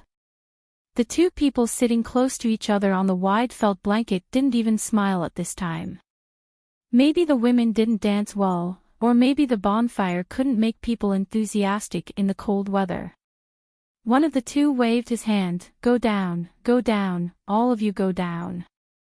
The women who were still dancing suddenly stopped and saluted almost at the same time. They turned around and left with the smallest steps, afraid that they would disturb the two people if they were too loud. It's cold again. The man who waved his hand waited for all the women in the tent to leave. He stared at the swaying flame of Weiwei and said 3 words that seemed to have no meaning. Many cows, sheep, and horses also froze to death. If the snow continues to fall until tomorrow morning, it is estimated that many people will die. It will be cold when the snow is light, and it will be heavy when the snow is heavy. It will be colder in 2 days, and it will be hard to walk on the road. The man next to him seemed to understand the meaning of the previous speaker. His face, which was caressed by the cold wind, showed a deep helplessness. The man who spoke earlier lowered his head. After a while, the firewood in the bonfire suddenly made a crackling sound. He raised his head again and looked in front of him, which was facing the south. He said, the north of the Tang dynasty must have a lot of snow, and the north of Hebei province and Jili province may be covered in thick ice. So what? The closest place to us was Feng province. If it had been more than 10 years ago, perhaps a snowfall could have killed many people and livestock, and cut off the connection with the outside world. But now, we didn't expect too much trouble to happen to them. Disaster relief in the Tang Empire had always been carried out by the army first. The army in Feng province was nominally under the control of the local government, but in reality, it was clear who had the final say. The ability of the Zhang family and the Wang family to provide goods, they called it logistics, did not need to be tested. The year before last, I remember that there was also a heavy snowfall. Almost all of it fell on Fengzhou. What was the result? After half a month, the supermarkets in Fengzhou city not only had enough food, but also fresh cucumbers and watermelons. This is a provocation to longevity heaven. Normally, when the road is clear, it would take at least a month for supplies to be delivered, but now that the road is sealed off by snow, it takes at least half a month for the goods to be delivered. In truth, I understand. They are telling us that no matter when, as long as the Great Tang moves against the Turks, they have the ability to deliver supplies with unimaginable speed. Just like the logistics camp in Yingzhou, before the soldiers have even moved, the provisions have already arrived. The person who said this was very unwilling to admit the speed of the Zhang family and the Wang family's logistics, but he had to admit it. There was admiration in his voice, but more than that, there was helplessness. The person who spoke first pursed his lips and sighed again. Yes, the logistics camp in Yingzhou is the first to provide supplies. As long as they are still there, no one dares to take advantage of them and deliver supplies in half a month. Damn it, who would have thought that they used dogs? If dogs can carry goods, they can also carry people. If they find our location now and transport 10,000 soldiers here, with the speed of dogs on the snow, we can't run away even if we want to, and the cavalry can't even lift their hooves. Since you know, there is no need to expect any losses in Jili province. The Zhang family and the Wang family have long been used to facing all kinds of difficulties. According to the saying passed down, they are kites that fly in adversity and become stronger when they meet strong opponents. Secret Service K, if there is no other way, let's go back and apologize. Li Longji won't kill people. The person called Secret Service K couldn't help but tremble. He closed his eyes and sighed again. Ah. Mo Shilian, are you afraid? Go back. Will there be any Turkic people if we go back? It's not like you don't know what that damn child Zhang Xiaobao is planning to do. He'll have Li Longji separate us Turks and place us in the various provinces of the Great Tang. Tubo is already doing that. Moji did not answer immediately. He scooped a bowl of wine from the pot, smelled the familiar smell, raised his head and drank it all. He burped and cut a piece of slightly burnt mutton from the rack of another bonfire with a knife. He put it in his mouth and smacked it twice, feeling that it did not taste good. He then said, "You're right. I'm afraid that Zhang Xiaobao and Wang Wan will be free in the north of Hebei province and run here with their soldiers. At that time, it won't be a question of whether we go back or not, but how many lives we have to pay to go back. I don't think they will be afraid of seeing blood when they kill people, so they won't do it. There's no salt in the meat, and we're also out of tea. In a few more days, we'll probably run out of wine and things to burn the fire. Do you dare to plunder like before? They're probably waiting for us. You haven't seen the power of the cannons, but I saw it with my own eyes." After the thunderous boom, the ground was littered with broken limbs. The people flying in the sky casually threw a torch at the provisions. Should we save them or not? Our generals can't run all over the place and continue to give orders while avoiding aerial attacks, right? Mo Shilian had just finished speaking when footsteps came from outside the tent, followed by a report. Reporting, in the various circles of the headquarters, another 623 sheep have been frozen to death. I know, Mo Shilian replied and then turned to Secret Service Quebec. Secret Service K aged a lot in an instant, and turbid tears flowed from the corners of his eyes. He pursed his lips for a while and let out a sobbing sound. He nodded twice and said, "When dawn comes, summon the leaders of the various tribes to discuss the matter of returning. At that time, I'll stay and live in the world of longevity and die in the world of longevity." No, if you stay, Li Longji will definitely be angry and think that you're competing with him. At that time, he'll kill the Turks. He hurriedly persuaded. He didn't want to see Secret Service K die like this. Then I'll live a few more days and go see Li Longji and the capital of the Tang Empire. Maybe I'll have a chance to see Zhang Xiaobao and Wang Wan. Secret Service K followed Mo Shilian's words and said. The heavy snow in winter wasn't specially for the Turks and the Tang Empire. Even Xinlua and Neon felt the cold. Li Longji didn't know how Neon lived, but he knew a little about Xinlua. While soaking in the hot spring and experiencing this comfort, there was no trace of happiness on his face. The letter in his hand was wet, but he still read it over and over again. Then, he said angrily to Gao Lisher, who had just finished lighting the incense. "How did you teach your son?" "We prepared a pool for them and wanted them to come and soak in it. But they didn't stay in Jilin province in the middle of winter and insisted on going to find the Turks. The journey is long and dangerous. If something happens, we will only ask you." Yes, this subject knows his mistake. Your Majesty is right. This subject didn't teach them well. This subject will send people to look for them. Gao Lisher nodded repeatedly. Send people to look for them. What a joke, it would be strange if we could find them. When they come back, we won't let them off easily. At that time, it'll be useless no matter who comes to plead. We will punish them by not allowing them to leave the capital for a month and have to cook for us every day. Yes, for a month, we will see if they dare to soak in the hot spring every day. Li Longji said angrily. Gao Lisher continued to nod. Yes, we have to punish them. They won't dare. This subject reckons that they won't dare, especially soaking in the hot spring. It's good that they won't dare. We heard that the people of Shinloa are doing well this year. Is there any new news? Tell us. Li Longji's face was back and he no longer bothered with this question. He believed that the two of them would be able to return safely, so he asked about Shinloa again.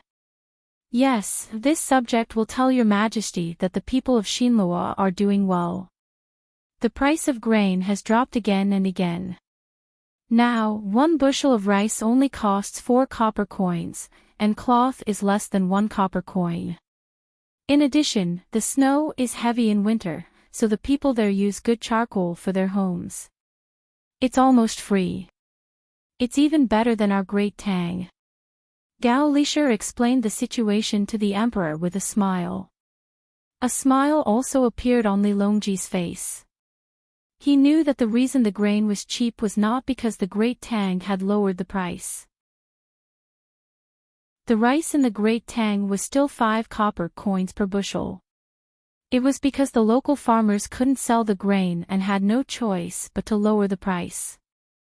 Otherwise, they wouldn't have the money to buy other necessities. As for the charcoal, it was naturally burned by the trees of Shinloa. The people in charge of this matter used a large number of luxury goods to bribe the local officials of Shinloa, allowing them to cut down trees with all their might. At the same time, they recruited local laborers.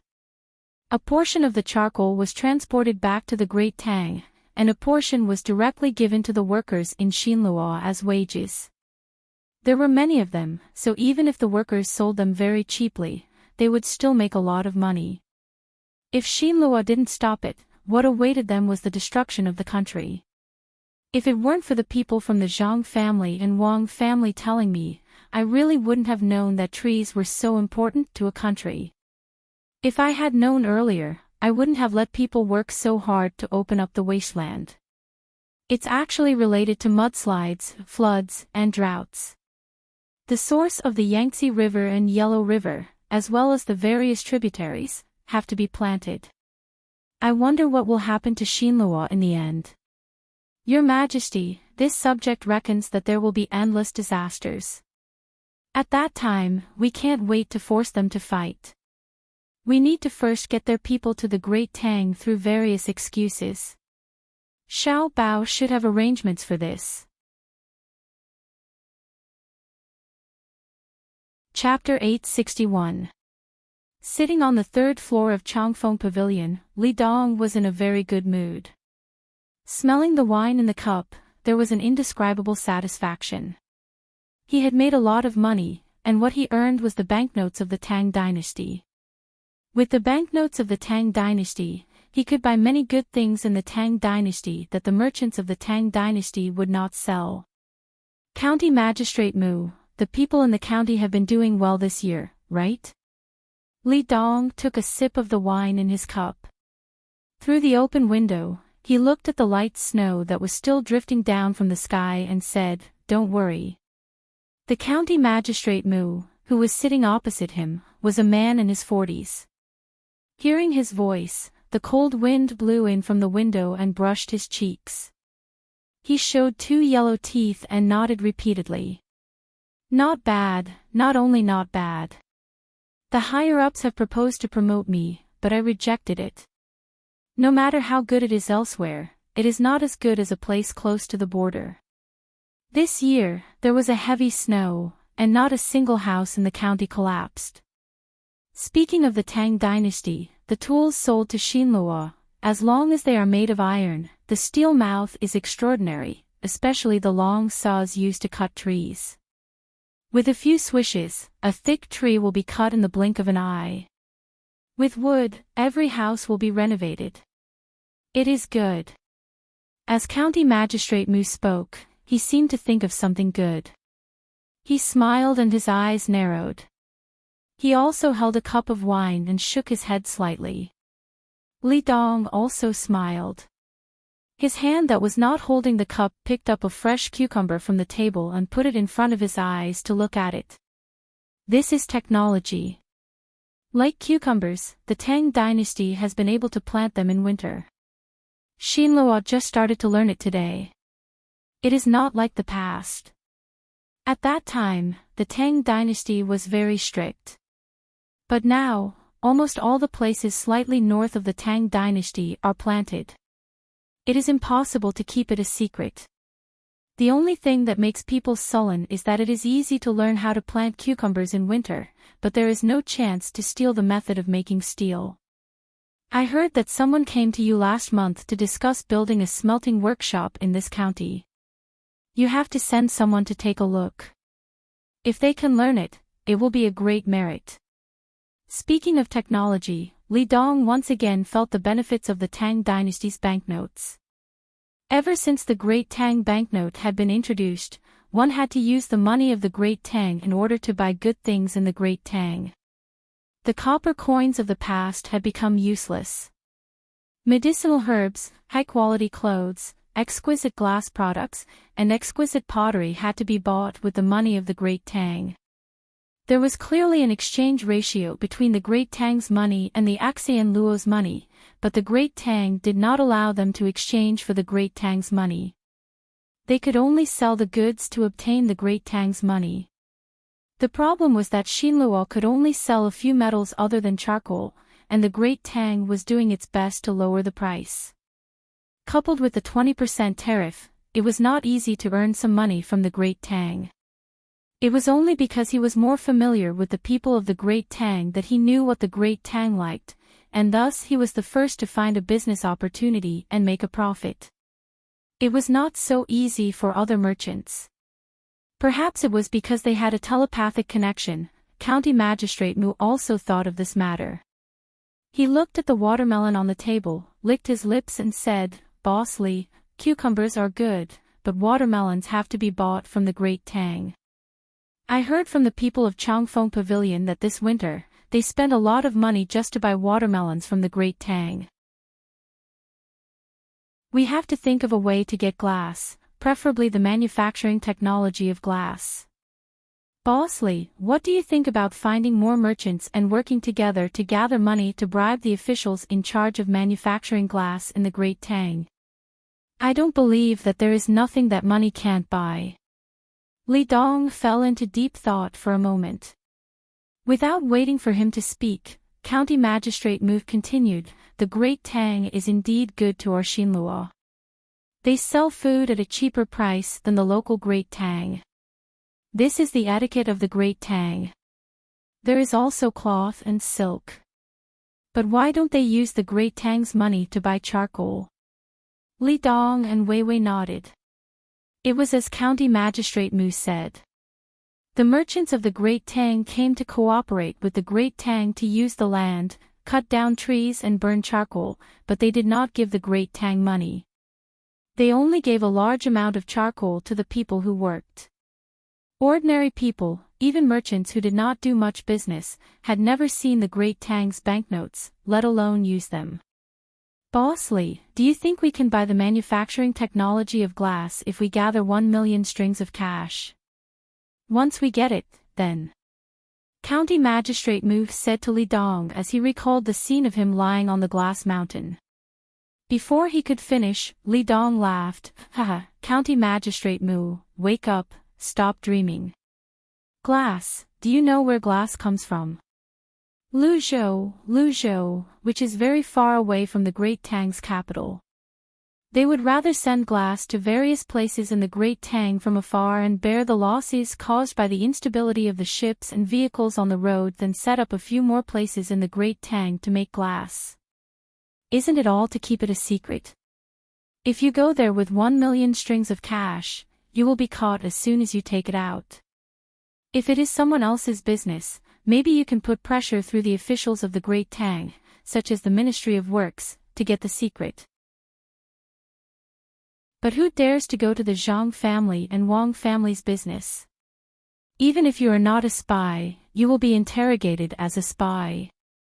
Besides, the current head of the Ministry of Works is Zhang Zhong, the head of the Zhang family. Then what should we do?" County Magistrate Mu's hot water cooled down and asked in frustration. Endure and pretend. Look at Japan, they know how to endure and pretend. They are obviously farther away from the Great Tang than we are from Shinlua, but they can pretend to be subservient and deliberately curry favor with the Great Tang.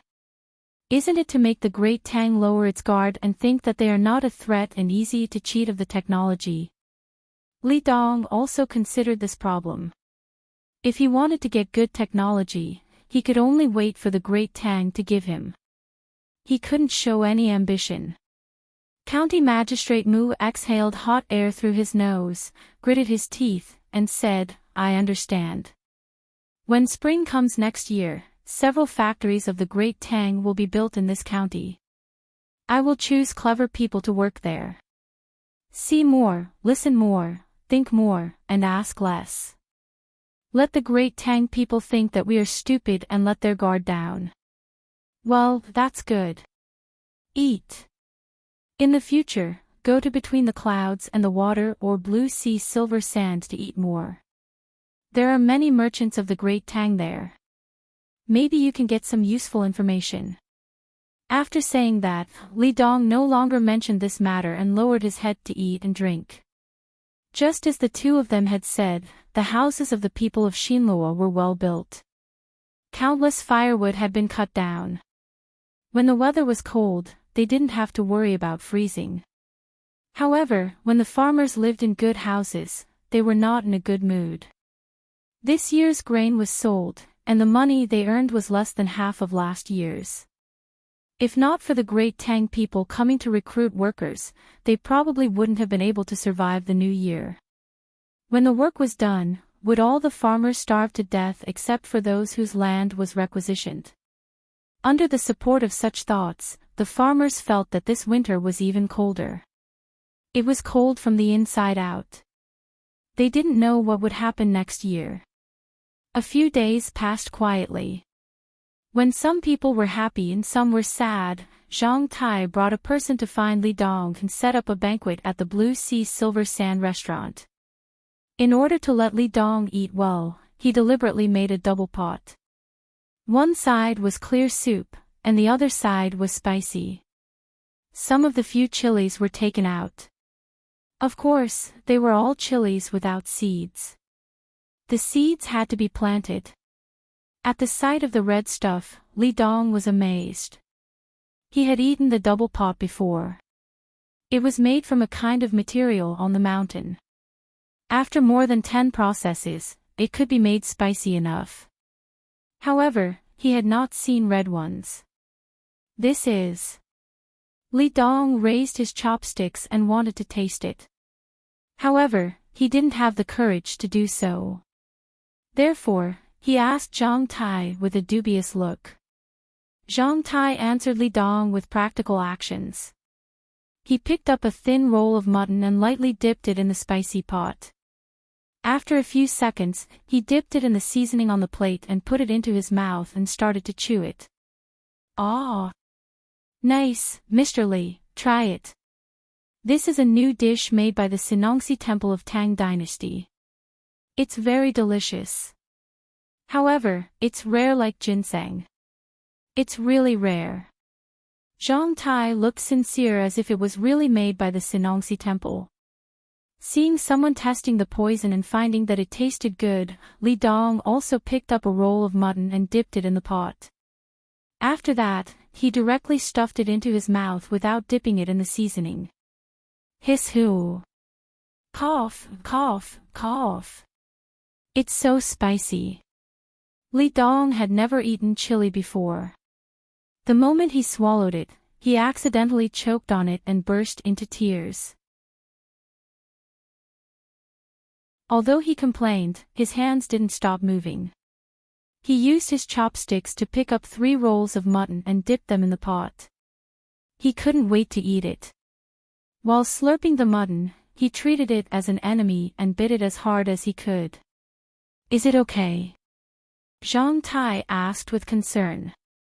Yes, it's indeed more delicious than ginseng. Do you have any seeds?"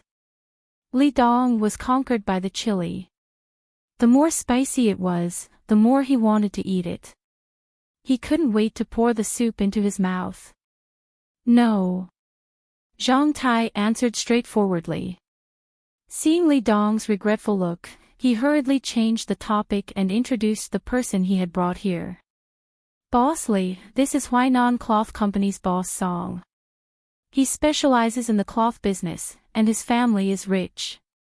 His goods are sold all the way to Huainan, and there are even people who travel thousands of miles to buy them.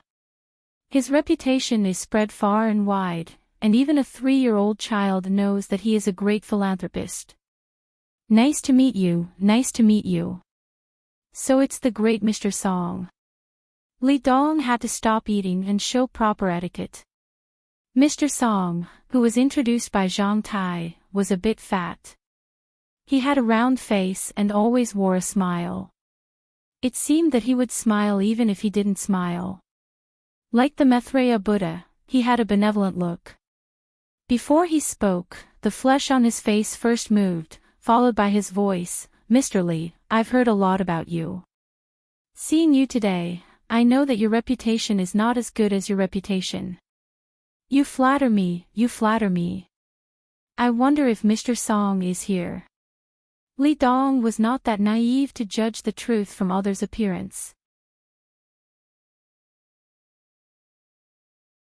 Chapter 862. Really? Li Dong understood. It was actually someone from the Huainan Publishing Company who was sending benefits to him. He must be related to Zhang family and Wang family. Otherwise, he wouldn't have been introduced here. Of course I won't lie to you, Boss Li. However, there are so many fields in Xinluo. Some people are even unwilling to let go of them. If a field is used for Baidizi and there are suddenly several rice paddies in the middle, wouldn't all the water be drained into Baidizi's fields? Song Dongjia still had that simple and honest appearance, but there was even more worry between his eyebrows. He lowered his head and looked at the wine cup. When he raised his head again, he asked Li Dong with a look of seeking advice. I've often heard that Dongjia has quite a lot of methods. I wonder if you can help think of a foolproof plan. When Li Dong heard that Song Dongjia would give him 3 times the normal salary, he had already wanted to agree. However, when he heard Song Dongjia's hesitation, he started to think. Song Dongjia, I'll definitely spare no effort to help you, but, sigh. Song Dongjia, you can ask Steward Zhang. Xinluo doesn't have the final say. I can't help you if you're too far away. As for Nihe County, I can help you build a bridge.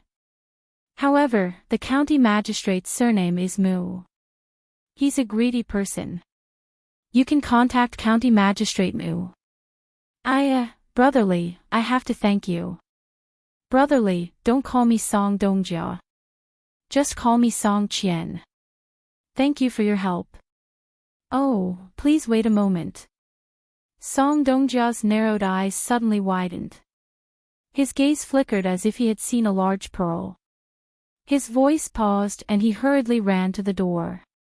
He gave a few instructions to the people outside and then sat back down. After a short while, someone knocked on the door and entered, handing Song Qian a box. Brotherly, take a look. Song Qian pushed the box in front of Li Dong and said with a smile. Li Dong was also impatient. He knew that Song Dongjia was going to give him a benefit. However, he didn't know what it was. At the sight of the box, he couldn't help but stretch out his hand and lightly push the button with his thumb. With a pop sound, the lid of the box opened. This. Li Dong was shocked by the thing in the box. For a moment, he didn't know what to call it. Judging from the shape, it was clearly a peach. It wasn't small, and it was red and yellow. When the light shone on it, it was dazzlingly beautiful. It looked like agate, but it wasn't agate. It looked like jade, but it wasn't jade. This is a glass peach. It's very difficult to make and is very precious. Of course, it's nothing to Brotherly. Brotherly is very rich, so it's not worth your attention. It's just a small toy. It's fine as long as it looks good. When it's done, there will be another reward. There was a hint of shyness in Song Qian's sincere smile. It was as if the glass peaches that he had given away were worthless. Zhang Tai watched from the side and agreed with Song Qian's words. Glass peaches were indeed worthless, but the Zhang family and the Wang family did not make many of them. They were not very useful and were only for viewing. They were not even as good as glass windows. Thus, he nodded as well. Li Dong wasn't sure. When he saw the two colors in the glass and the shape of the peach, he immediately thought of its use. If someone made a birthday and took it out, it would be a big deal. He estimated that it would be worth at least 1,000 strings of coins. It was not a small sum. He reached out his hand and carefully touched the peach. He heaved a sigh of relief. When he looked at Song Qian again, his gaze was different. Song Qian, a good name. It was a gift. He, Brother Song, you must be joking. This item is rare. I think you must have spent a lot of money. I'm ashamed to accept it. Where was I just now? Oh, I remember now. Look at my memory.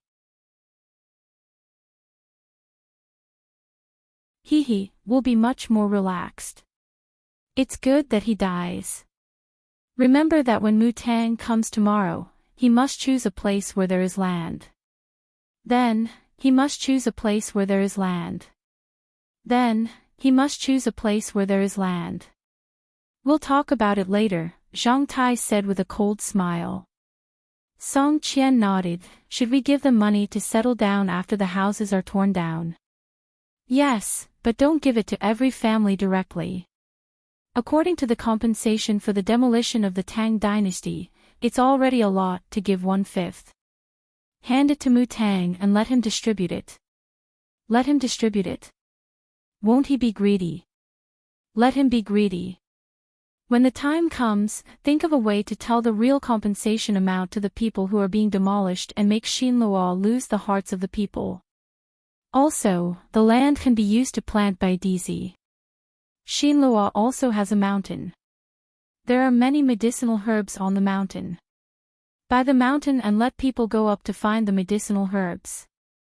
After finding the medicinal herbs, we can raise the goats up there. Zhang Tai recalled the arrangement in the little young master's plan and told Song Qian. Song Qian was stunned and asked in confusion, Raise? Raise what? There are still small trees and turf to protect the soil. Hire people to dig them out and let the other party be vigilant. There's no need to worry about hurting goats. Goats are good. They can eat trees and eat the bark below. They can eat grass and dig up roots. When that time comes, Xinluo will be barren except for baidizi. As Zhang Tai spoke, his voice became softer and softer. His heart palpitated. When he thought of Xinluo's future, he couldn't help but shiver.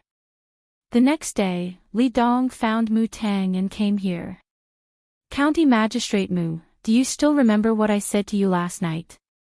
This is an opportunity to solve the problem of poor food for the farmers. As long as we settle this matter, the farmers in the county will never have to worry about poor food in the future. Your political achievements will be greater. On the way, Li Dong was afraid that Mu Tang would forget what he said last night, so he reminded him again.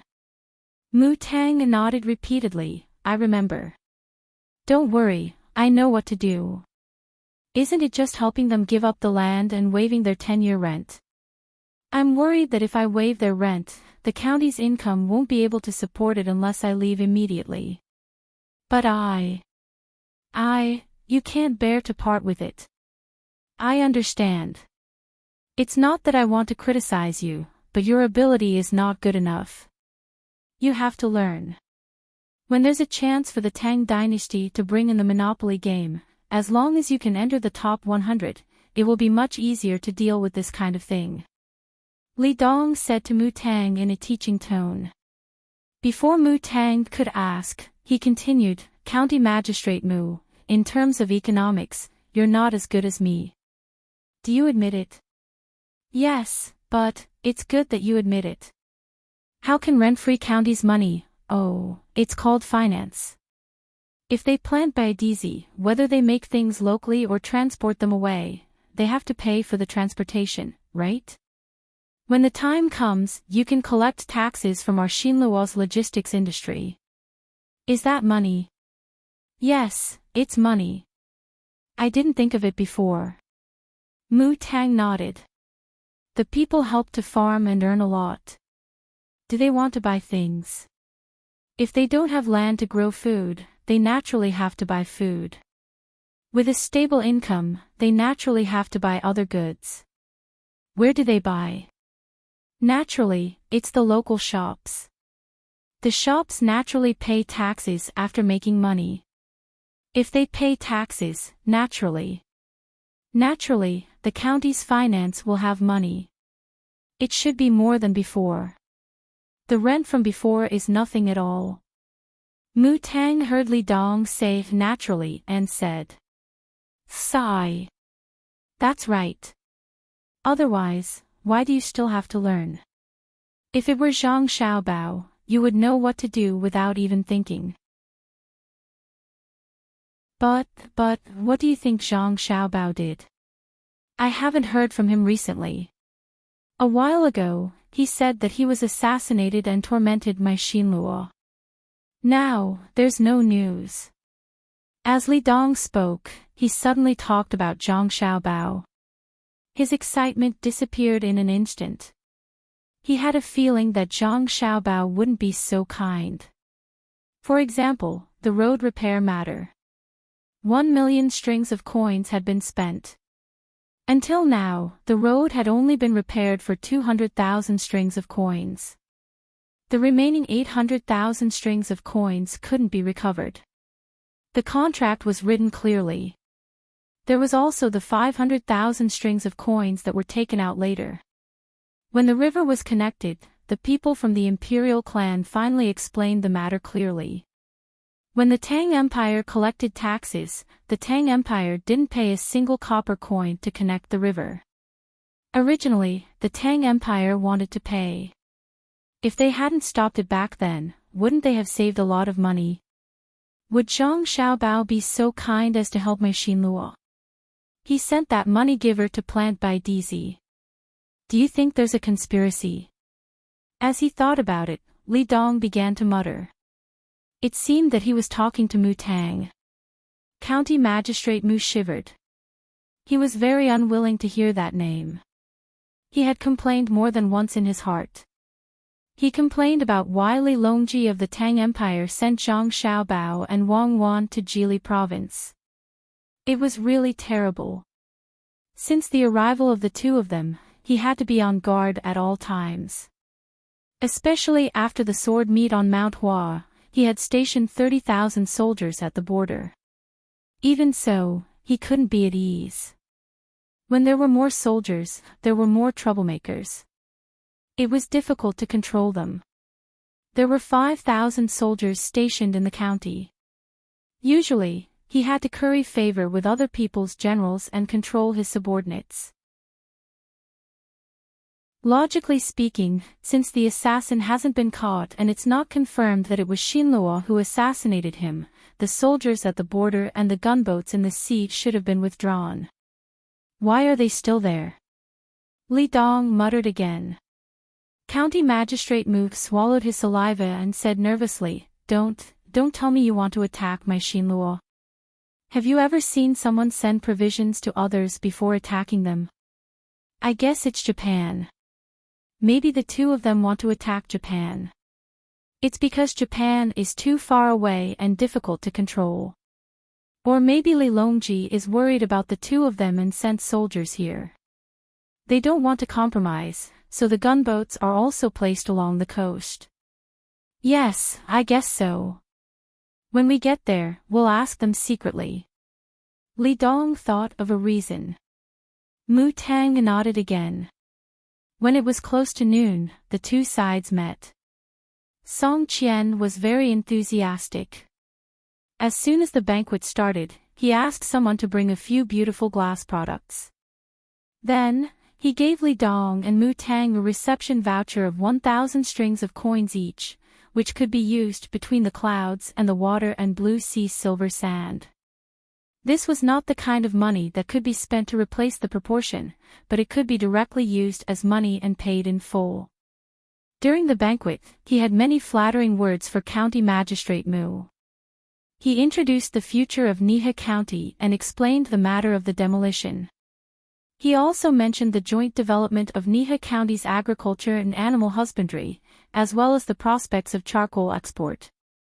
County Magistrate Mu's eyes lit up, especially when he knew that the money for the demolition would be distributed by him. His eyes were filled with the image of the Tang banknotes. He also asked about the relationship between the Wang and Zhang family and the Tang emperor. Zhang Tai and Song Qian kept it in mind and felt that they could tell the young master and do something about it. Therefore, they started to answer vaguely, neither confirming nor denying. Their attitude was very ambiguous. The banquet was very enjoyable. Before leaving, Mu Tang stood at the door and asked Song Qian, who saw them out, "Brother Song, when is the best time to demolish the house?" I'll go back, see you later, arrange it. No hurry, it's still early. Just vacate the land before the spring. Just like the spring plowing in the past, a little earlier. Song Qian looked very easygoing. Okay, I'll arrange it. Mu Tang agreed. Waiting for the two drunk people to leave, Song Qian smiled and said to Zhang Tai, "Move before the spring. It'll be cold then. You can't plant the white fold seeds so early. I don't know when the young master and the others will come back. It's almost the new year. They probably won't come back before the new year." Zhang Tai said with uncertainty. As the new year approached, the weather in the northern regions of the Great Tang suddenly became clear and sunny. Even the Turkic lands were covered in drifting clouds. Although the wind was still cold, there was no sign of haze in the sky. The fisherman's wife felt that it wasn't good enough to live in the palace, so she asked the fisherman to find that talking fish. She wanted to be the emperor of a country. The fisherman came to the seaside again and shouted to the sea. In the end, they returned to that small shabby house. High in the sky, there was a group of hot air balloons. Zhang Xiaobao was telling a story to his younger brother and sister in one of them. The more Xiao Yuan listened, the angrier she got. When her brother finished, she slapped her thigh and said, that silly woman is so greedy. She's so silly. Xiao Bei, don't be so silly in the future. You're the silly one. What do you think I'm doing? But that woman is really silly. If it were me, I wouldn't want so many things. Xiao Bei was very dissatisfied with Xiao Yuan and then expressed his thoughts. Zhang Xiaobao smiled and asked, "Then what do you want, Xiao Bei?" "Me? I want to become friends with that talking fish. I want her to take me to places I've never been before to play. When I see something good that doesn't have an owner, I'll pick it up and go home to find someone to sell it. If you want a good house, you can have a palace. If you want someone to covet me, my friends will help me teach them a lesson." Xiao Bei said very seriously. "You're even more greedy." Xiao Yuan began to criticize Xiao Bei. "What do you mean by greedy? Becoming friends is being greedy. I can also give her benefits.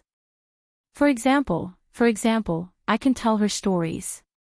For example, I can cook good food for her. I can even find someone to hold a party for her every day by the sea. A powerful fish like her must be very lonely, the kind that can't stand the cold at the top. I get material enjoyment while she gets spiritual." Xiao Bei retorted righteously. Zhang Xiaobao and Wang Wan looked at each other. Zhang Xiaobao whispered to Wang Wan, looks like there's no need to tell Xiaobei the story of getting something and making 3 wishes. She'll definitely say that the first wish is to obtain countless wishes. I think so too. Our Xiaobei is still the smartest. Wang Wan agreed. Brother, do you think I'm right?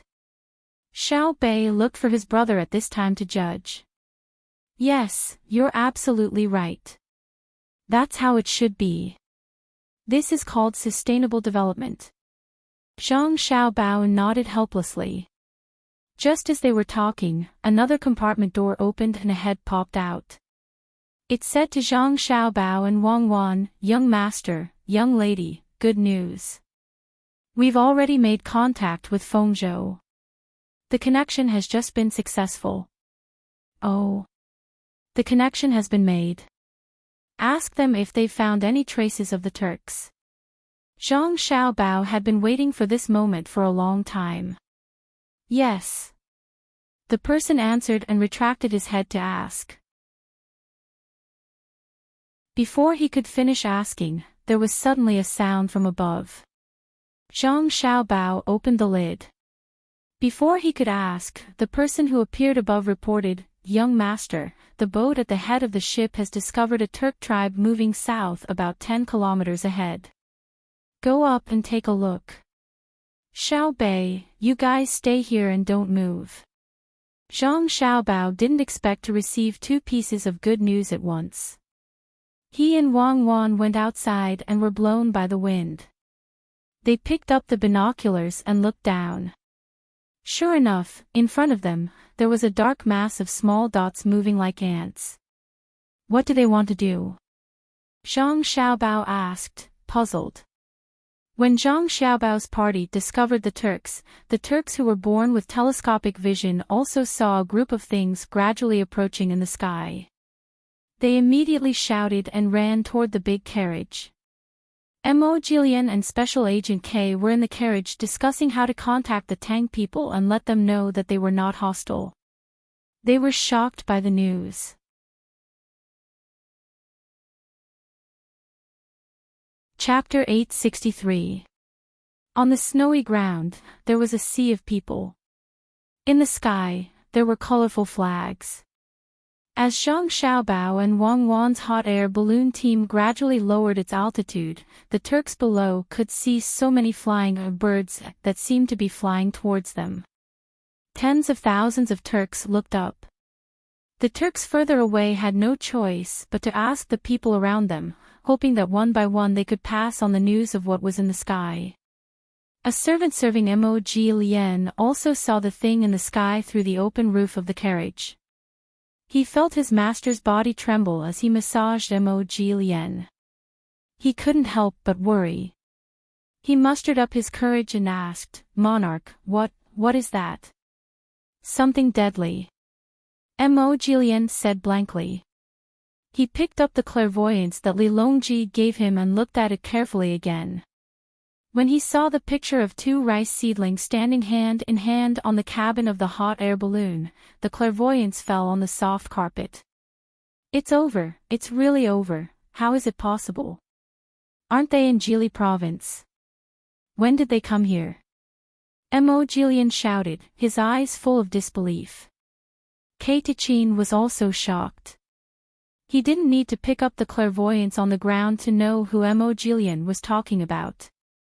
To be able to scare Mo Jilian like this, and to say them into Jili state, it was easy to guess who it was even if he thought with his toes. Thinking of the legend about the 2 people, Kei Tichin asked Mo Jilian with a trembling voice, are they rice seedlings? 2 rice seedlings with them. Mo Jilian didn't say anything, but his trembling body had already told Kei Tichin the answer.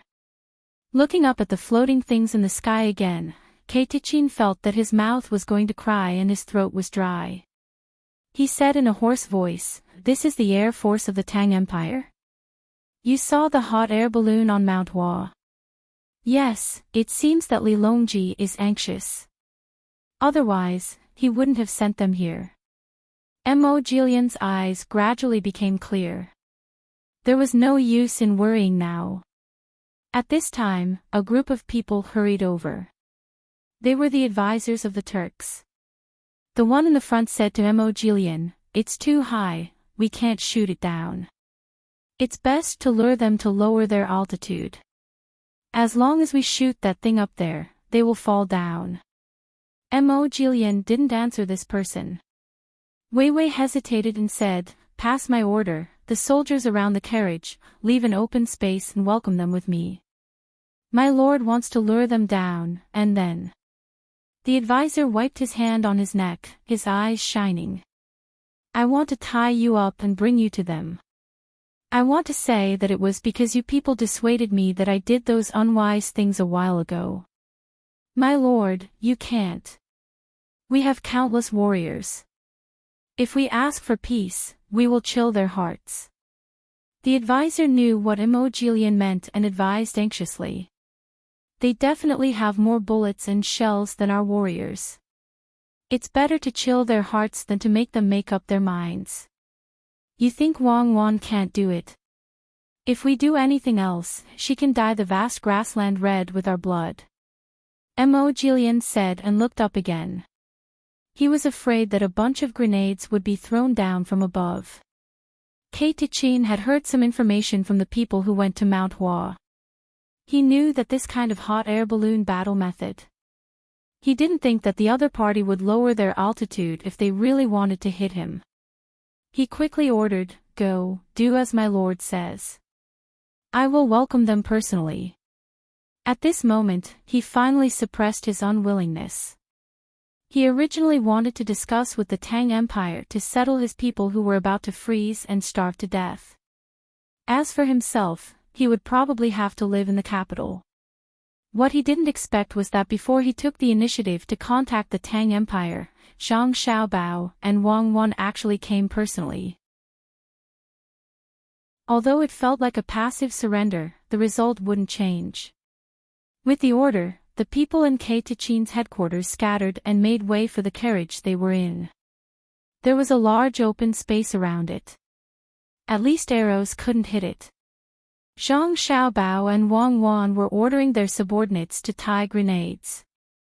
Each grenade was tied with a thin and strong rope. The length was about 3 to 5 meters from the hot air balloon to the ground. When they pulled the string and threw it down, it would stop at this distance.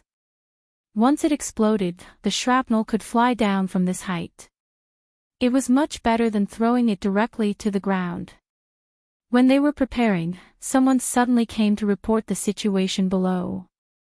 The two found a good position to look down again. What do you mean by giving up the carriage they were in?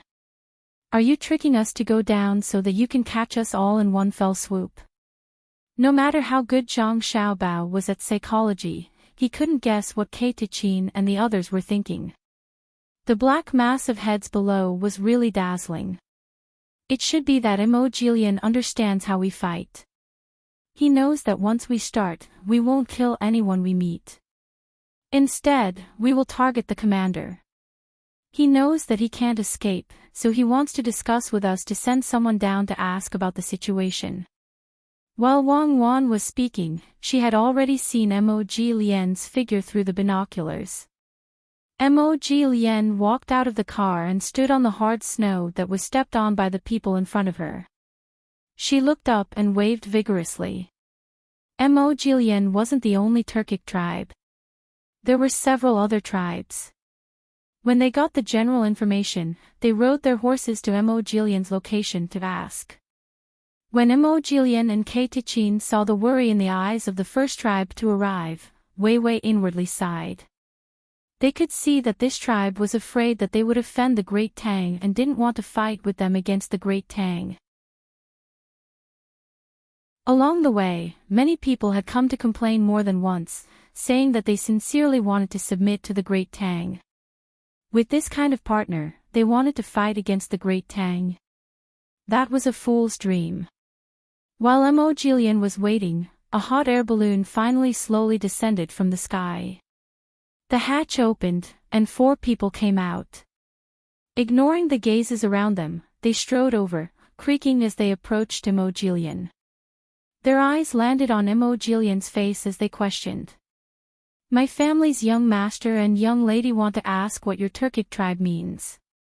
His Majesty has ordered you to submit to our dynasty, but you insist on running so far away. Are you looking for a chance to make a comeback? Imogeilian was taken aback. He hadn't expected the other side to be so direct, not giving him the slightest bit of face. The advisors standing beside him glared at him, their faces flushed red, as though they were trying their best to suppress the anger in their hearts. Finally, the advisor who had the backbone to persuade Imogeilian couldn't hold it in anymore. He stepped forward angrily, pointing at Zhang Xiaobao and Wang Wan's subordinate and scolded, "Who are you to dare speak to my sovereign like this? My people have countless warriors. Does your great Tang want to meet my people with weapons?" Clap. The person sent by Zhang Xiaobao raised his spear. The advisor's head was thrown back, and then he plopped to the ground, his eyes still wide with unwillingness. So noisy. Imogeilian, reply. The person turned to Imogeilian. Imogeilian's face burned as if he had been slapped countless times. His people were still watching. He had been bullied to this extent. If he didn't toughen up, in the future, why did the hot air balloon in the sky have a reflection, and a single one at that? Didn't the great Tang's clairvoyance already have 2 lenses? Esteemed envoy, my clan went to the north a few days ago because we heard that there were precious furs and herbs in the north and wanted to gather them to offer to His Majesty. We've already gathered quite a bit, so we're moving toward Feng province. For these furs and herbs, my clan has already suffered countless casualties. Imogeilian had determined that the reflection was the scope of the spear used by Zhang Xiaobao and Wang Wan's personal guards, and he finally knew what to choose. The other party wasn't just trying to scare him. Perhaps it had taken them many days to search for him, so they were fed up. If his answer didn't satisfy the other party, they would begin to kill all the commanders of his clan. The person sent down had not expected Imogeilian to be so straightforward. Looking at the hot air balloon where the young master and young lady were, he hurriedly sent a telegram to ask what to do next. After receiving the message, Zhang Xiaobao and Wang Wan glanced at each other. The 2 of them had been prepared for a fierce battle, but the other party had actually so easily yielded. It seems that they're very divided internally, and they probably don't have enough food. Otherwise, even if there was a sliver of hope, they wouldn't have come here. It seems that they're truly planning to get in touch with the great Tang and discuss the matter of completely submitting. Zhang Xiaobao thought for a moment and analyzed. Wang Wan nodded. If that's the case, then didn't we come here for nothing? How could it be for nothing? At least we've traveled for a while, and we know in advance that they're not having a good time, so we have time to prepare. Pass down the order, let Feng province ask for help from other places, and use all resources to transport food and fodder there. Zhang Xiaobao ordered the person who was waiting to send the telegram. Wang Wan also said, let the people below tell Imogeilian that we're inviting them and the leaders of each tribe to live on the hot air balloon. The commanders of each tribe should also gather together and follow the designated hot air balloon. The team will be commanded by the deputy.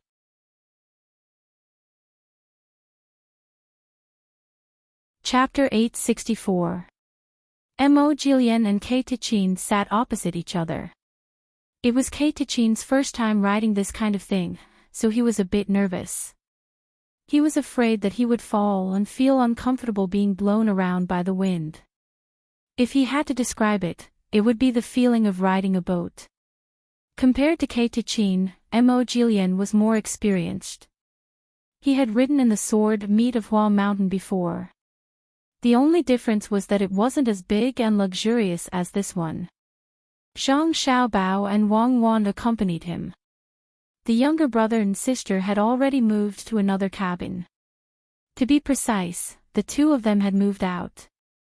After a while, someone brought food from another compartment. There were 2.5 bowls of porridge, 2 large pancakes, green onions, and a small dish of sauce. It's cold and there's nothing else to serve you. Please.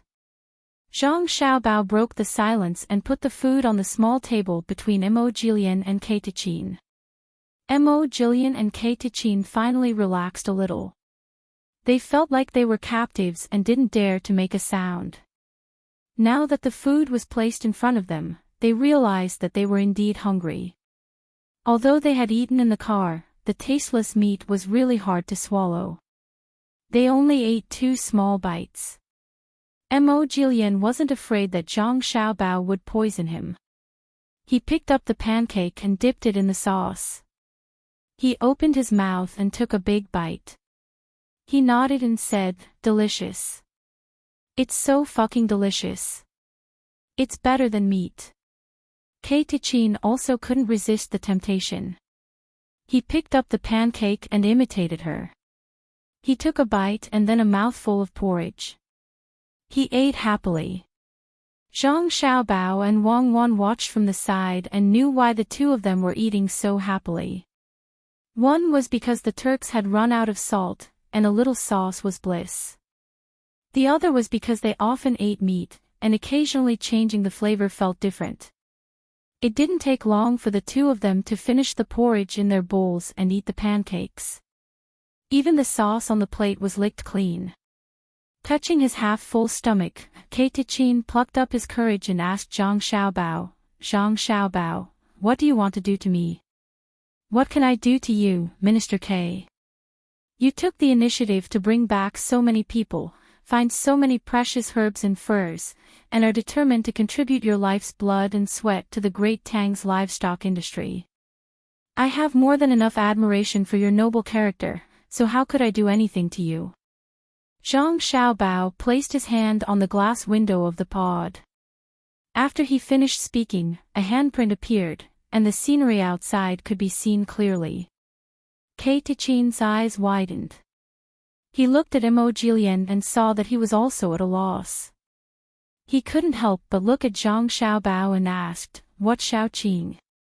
"Our great Tang's newly established Vice Minister of Horse Husbandry is a grade 6 official. Originally, it should have been grade 7, but after considering your request and the importance of military horses, the relevant personnel decided to make it grade 6. Zhang Xiaobao explained. Wang Wan opened the door of the cubicle next to them and placed 2 bowls of watermelon on the small table, indicating that they were ready to eat. Tichin was dazzled by the cold melon in front of him. For the first time, he found that the cold melon in winter could be so charming. Thinking of Zhang Xiaobao's words, he was even more confused. Mo Jilian helped him to ask, "Young Master Zhang, when was the horse husbandry established? Who are the relevant personnel? Is it set by the emperor himself?" "The emperor doesn't have time to care about such a small matter. The horse husbandry has just been established. You two were lucky enough to witness such a great moment when you were eating pancakes and green onions. The relevant personnel include me and Wang Wan. Eat, and in the future, the Turks will be able to eat cold melon in winter and live a happy life." Zhang Xiaobao introduced with a tired face. It was obvious that the related personnel were tired from discussing the matter. "Young Master Zhang, have you decided on such a big matter?" Mo Jilian asked. "What do you think?" Zhang Xiaobao asked. At this moment, several thoughts flashed through Tichin's mind.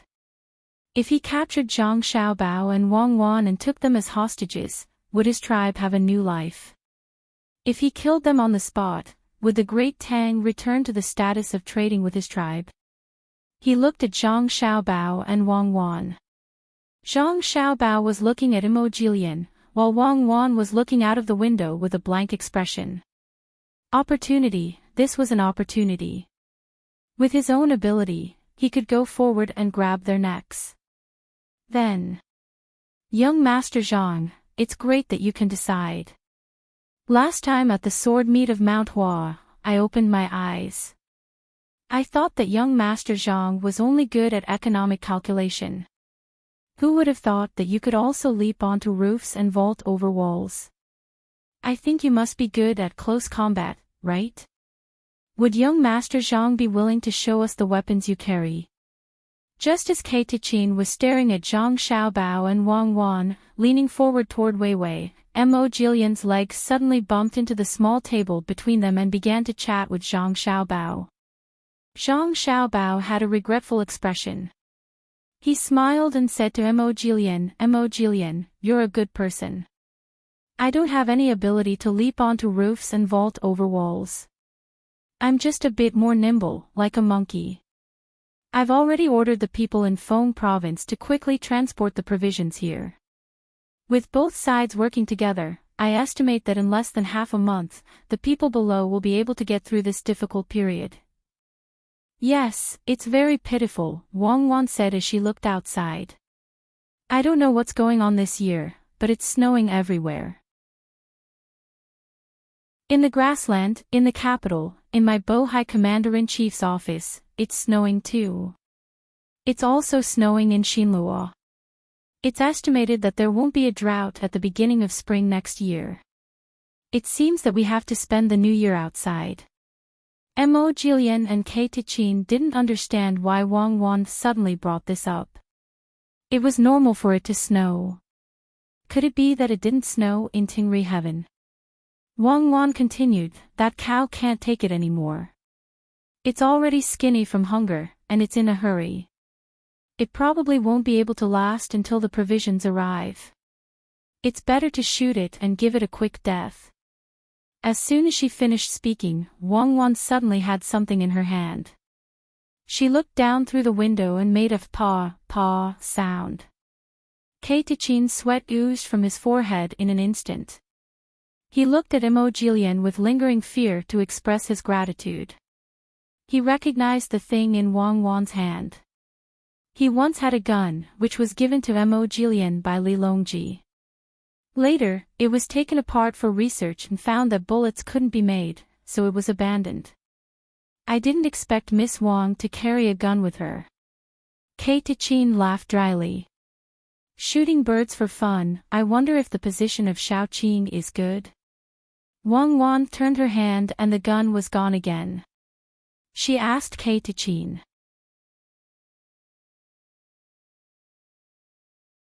Chapter 865. Hundreds of thousands of people moved with difficulty in the ice and snow. Almost every moment, someone would fall and never get up again.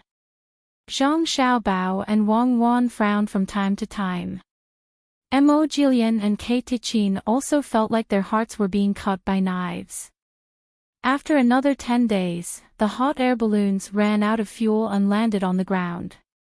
Kei Tichin and the other tribe leaders were still protected by Zhang Xiaobao's people. In order to reduce the weight, the balloons in the hands of the other Turks were thrown away by Zhang Xiaobao and Wang Wan. Seeing the hot air balloons that could not be used anymore being used as firewood, Mo Jilian and Kei Tichin looked at the clear night sky. They gathered around a bonfire and drank spicy wine. Their hearts were filled with bitterness. Zhang Xiaobao, can you think of a way to get the people in Feng province to quickly transport the provisions? We can't afford to die. If our tribe continues to die, there will be less than half left. Mo Jilian glanced at Zhang Xiaobao and the others beside him and said to Zhang Xiaobao. At the same time, he sniffed and smelled a fragrance that he had never smelled before. He was very curious about what Xiao Bei and the others were holding. Xiao Bei was scalded and changed his hands back and forth. Seeing Mo Jilian look over, he did not care if it would dirty his clothes. He put the sweet potato in his hand on his pants and rubbed his hands. He pinched a piece of the sweet potato and gave it to Mo Jilian. Try it. Zhang Xiaobao looked at his sister and then at Mo Jilian. He introduced, this is called sweet potato. It can be used as food and can be made into powder. It is very delicious. After drying it, it can be turned into snacks. When the output increases next year, I will give you some to make porridge. Mo Jilian was stunned. He took the sweet potato and suddenly remembered the purpose of coming. Zhang Xiaobao, when will the provisions arrive? Soon, soon. The road is difficult now. Your tribe has a lot of people. Even if the provisions arrive first, it will be a drop in the bucket. Hold on a little longer. As Zhang Xiaobao spoke, he wiped his sister's mouth that was blackened from eating roasted sweet potatoes. He looked at Mog with a helpless expression. A cry came from afar. Mog couldn't bear it and closed his eyes. He knew that another member of his tribe had died. He gritted his teeth and asked Zhang Xiaobao, if, the people here are not from my tribe but from the Tang Empire, can't you get the provisions? Ah. This. Zhang Xiaobao, I'm begging you, please show mercy. I'm guilty, I shouldn't have taken my people away. Kill me, don't vent your anger on my people. When Mo Jilian saw Zhang Xiaobao's hesitation, she knew that if it were the people of Great Tang, Zhang Xiaobao would definitely have a solution. With a plop, she knelt in front of Zhang Xiaobao and begged. She thought that Zhang Xiaobao and Wang Wan were not satisfied and deliberately wanted more people of her tribe to die. Xiaobao looked at Mo Jilian in front of him and frowned deeply. He didn't pull Mo Jilian back. Instead, he sat on the ground and looked at Mo Jilian. To tell the truth, if it were the people of Great Tang, let alone hundreds of thousands of provisions, I would have sent 1,000,000 people here long ago. It's not that I'm angry at you, but I'm afraid that once I mobilize all the resources, I won't be able to guard against you. What if someone instigates and attacks me while I'm deploying resources? What should I do? No, I promise not. They have no strength left. Hearing that there was hope, Mog hurriedly promised. You promise. When it comes to the survival of a tribe, can you promise? How about this, order your people to throw away all the copper and iron, kill all the horses, and burn all the leather armor. Let the old and young eat their fill first and walk in front of the army. I can promise that within 3 days, there will be food and salt and tea. But the salt and tea will only be for the old and young. If you agree, you can give the order. Zhang Xiaobao finally relented, but he put forward a bunch of conditions. Mog knew that this was Zhang Xiaobao's bottom line. Hearing the gradually weakening cries in the wind, she nodded gratefully. Okay, I'll immediately give the order. We'll do as you say. Brother. After Mog left, Xiaobei leaned into Zhang Xiaobao's arms and whispered in his ear, Brother, don't let them eat their fill. Just now, when Xiao Yuan and I went to give some roasted corn to their leader's children, they glared at me. Oh. Then our Xiaobei didn't kill them. Zhang Xiaobao rubbed his sister's head and asked. Xiaobei shook her head. No, what's the use of killing a few? Unless all of them are beaten to death, Xiao Yuan said that they don't hate us, but hate the unfairness of the heaven. They are all like wolves who can be killed but can't be tamed. When they are fed, clothed, and educated, their ambitions will vanish. After a long time, the wolf may become a dog, like a wild chicken, or domestic fowl, like a wild boar. Oh, our Xiaobei knows so much. Zhang Xiaobao praised. It's not me, it's Xiao Yuan. He looks so knowledgeable all day. It's annoying to look at him. Xiaobei put the softest core of the sweet potato into her mouth and muttered while sucking on her fingers. Zhang Xiaobao did not expect that Wang Wan's younger brother would start to study this matter. He smiled and wiped his sister's finger that was stained with saliva, and then asked, Then the people of the Tang Empire will not be hot-blooded, right? Not even as ambitious as the Turks. That's not the same. Xiao Yuan said that the foreigner's ambition is to seize, while the Tang Empire's ambition is to create. That is to say, when the people around them see that our Tang Empire has good things, they want to snatch them. Our Tang Empire makes things that make our lives better. They don't understand the benefits of creating things. As long as we don't let them become emperor, we will continue to create, right? As Xiao Bei spoke, she could not understand, so she could only ask her brother. Zhang Xiaobao could not explain too deeply to her sister. Even if he said, Xiao Bei would not understand, so she could only nod in agreement. Mog, who had gone to give the order, did not go so smoothly. Many people were not willing to throw away their weapons, let alone kill the horses.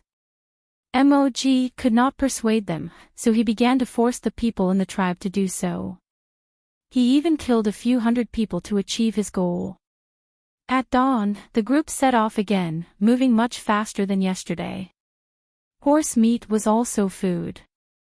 Those who were full would be able to replenish their strength and have a stronger resistance to the cold. Mog, Ktchin, and the other Turkic tribe leaders did not have good expressions. They were worried that if they really submitted to the Tang Empire, they would lose their status. They were even more afraid that the people in the tribe would see Zhang Xiaobao and Wang Wan's guards and not have any bad thoughts. Mog repeatedly told the other tribe leaders about the power of the Tang Empire's weapons and told them to suppress the dissatisfied tribesmen. If there was a conflict at this time, Zhang Xiaobao and Wang Wan would probably harden their hearts and destroy the entire Turkic Empire. Walking on the road, there were still people who froze to death from time to time. Those who caught a cold did not have any hope of surviving. Every time they moved forward, there would be a few corpses left in the group for the wolves who did not dare to come forward as food.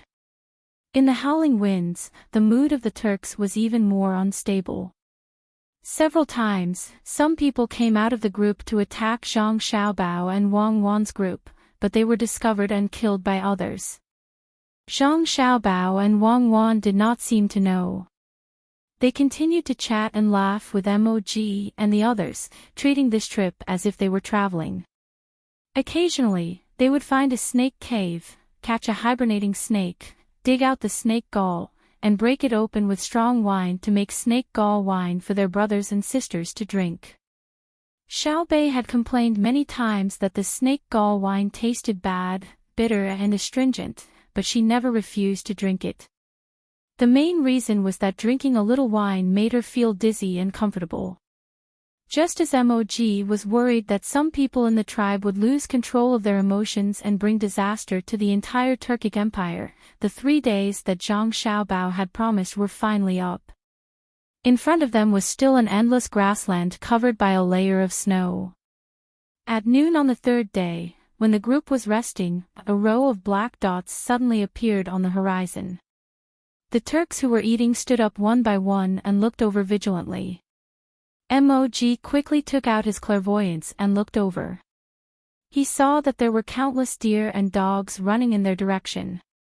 Behind the deer and dogs were a sled that was tilted up in front. In addition to the deer and dogs, there were also people with sails behind them. They were moving with the wind like snakes. There were also many people wearing white clothes and capes, stepping on 2 bamboo poles. They were moving forward with a pole in each hand. If the other party did not move and did not look carefully, they would not be discovered. This is the group that delivered goods to the supermarket in Fengzhou, right? Ktchin looked at Mog curiously and asked. Moji shook his head slightly. I don't think they're just here to deliver food. There's also an army here to suppress us. The ones in white. In order to maintain the same speed, the deer and the dog didn't use their full strength when running. As the distance between the two groups got closer and closer, even without the clairvoyance, they could see the situation on the other side clearly. The Turkic people who were ready to make a move finally became obedient. If it was said that they wanted to make Zhang Xiaobao and his group stay, now that the other party had arrived, there was no hope at all.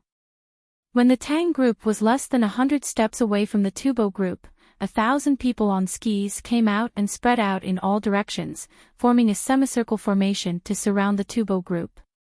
Another dozen or so people directly rushed towards Zhang Xiaobao and the others. Every time their arms thrust into the snow, these dozen or so people would advance a long distance.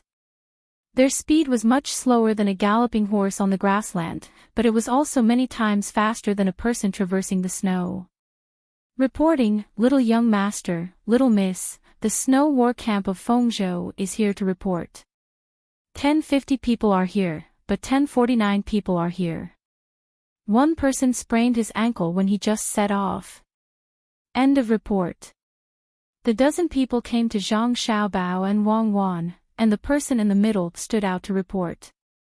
Mog and his group were puzzled when they saw the appearance of these people, because they did not know what they looked like. They were wrapped up from head to toe, and even wore something for their eyes. They were probably afraid of the wind and had a problem of crying in the wind. Zhang Xiaobao knew that it was called goggles. It was specially made for the snow war camp to block the wind and not worry about snow blindness. When he heard the report, he took a step back and let Wang Wan in front. He said he would not care about the army, so he did. Wang Wan returned the salute and nodded, very good. Take care of the one who sprained his ankle. Go back and strengthen the basic training. Come back to the team. Yes. The person answered. He did not stand at attention for Wang Wan. He was afraid that he would fall, so he used his ski poles to support himself, swung his legs, and turned around to slide back to the team. Another person stood up and said, Feng Province Logistics Camp reporting, 2,200 people are here, 2,200 people are here, 1,000 snow deers are here, 1,000 snow deers are here, 6,000 snow deers are here, 1,000 snow deers are here, 6,000 snow deers are here, for snow deers are here, for snow deers are here, for snow deers are here, for snow deers are here, for snow deers are here, for snow deers are here, for snow deers are here, for snow deers are here, for snow deers are here, for snow deers are here. Very good. Come back to the team. Pay attention to the 4 injured sled dogs and keep them warm. Wang Wan returned the salute. She could imagine the situation of the 4 dogs. The dog in front must have passed by, and the ice suddenly broke, and the 4 dogs in the middle fell. According to the training, the people on the sled would break the sled. Then, the dogs in front would push forward, and the dogs behind would push backward. The dogs that fell would be tensed up and wait for people to go and save them. This was usually what well-trained polar sled dogs would do. She did not expect the people in Fengzhou to train them successfully. Fengzhou medical team reporting, 300 people reported, 300 confirmed. End of report. Feng Province's Engineering Battalion reporting. 600 people are here. 600 people are here. Report complete. Feng Province's Loss Management Team reporting. Should have 450 people, 450 people actually present. Report complete. Fengzhou Battle Command reporting, 60 people reported, 60 confirmed. End of report. Fengzhou Reconnaissance Camp reporting, Fengzhou Spy Camp reporting, Fengzhou Towing Artillery Camp reporting. One by one, people stood out to report to Wang Wan. Wang Wan also returned the salute one by one. Not far away, the leaders of the Turkic tribes were also listening. At this time, they realized that a single army could have so many branches, each in charge of their own things. It was not like the vanguard and the middle of a march. After the people in front finished reporting, there was only one short person left. A dwarf. The short one also skated to the front, but he didn't report to Wang Wan. Instead, he looked around and found Xiao Bei, who was at the back. He propped himself up with his ski poles a few times and approached Xiao Bei. With a childish voice, he said, Fengfengzhou Children's Troop, Troop, reporting, reporting, reporting, there should be 100 people, but there are 86 people. 14 of them cried because of the cold, so the adults sent them back. Xiao Bei looked at the people from the children's regiment in surprise. His mouth was wide open, and he blinked hard. After a while, he reacted. Fengzhou also has a children's regiment. They actually cried because of the cold. So stupid. You're embarrassing me. You can even cry because of the cold wearing down. I didn't cry even when my face was red. Instead of studying in school, why are you here? Stupid, I can't study anymore, the little guy from the children's regiment replied weakly. Okay, then that's it. Return to the team. Pay attention to keeping warm. Don't cry because of the cold. If you fight, remember to shoot from afar. Don't rush forward. Choose the leader first, just like the one wearing this. Xiao Bei deliberately pointed at the leaders of the various Turkic tribes and introduced them to the leader of the Fengzhou Children's Regiment. Yes, remember. Choose the leader first. The leader looked at them seriously and agreed. He also supported himself with his hands, squatted down, and swung his legs at the same time. He wanted to learn how to turn like the others, but in the end, he fell with a plop. He struggled to get up and left. Xiao Bei covered his face when he saw this. It was really embarrassing. Zhang Xiaobao was amused when he saw this. He said to Xiao Bei's children's regiment is still very brave. Don't mention it. I'll disband them later. Seeing so many pairs of eyes looking at him, he turned around and smiled shyly. Uncles, little Bei was just joking. I didn't ask them to really beat you guys up. I was just joking. They'll forget about it after a while. That's right, I was just joking. They're just kids after all. They can't beat adults, right? Xiao Bei's explanation was obviously not acceptable. The leaders of the various Turkic tribes were more worried about the people from the children's regiment. Children were not as steady as adults. If they made a slight move, they might be misunderstood. Usually, children would not be able to defeat adults, but children with guns were a different matter. Wang Wan watched from the side and did not stop them.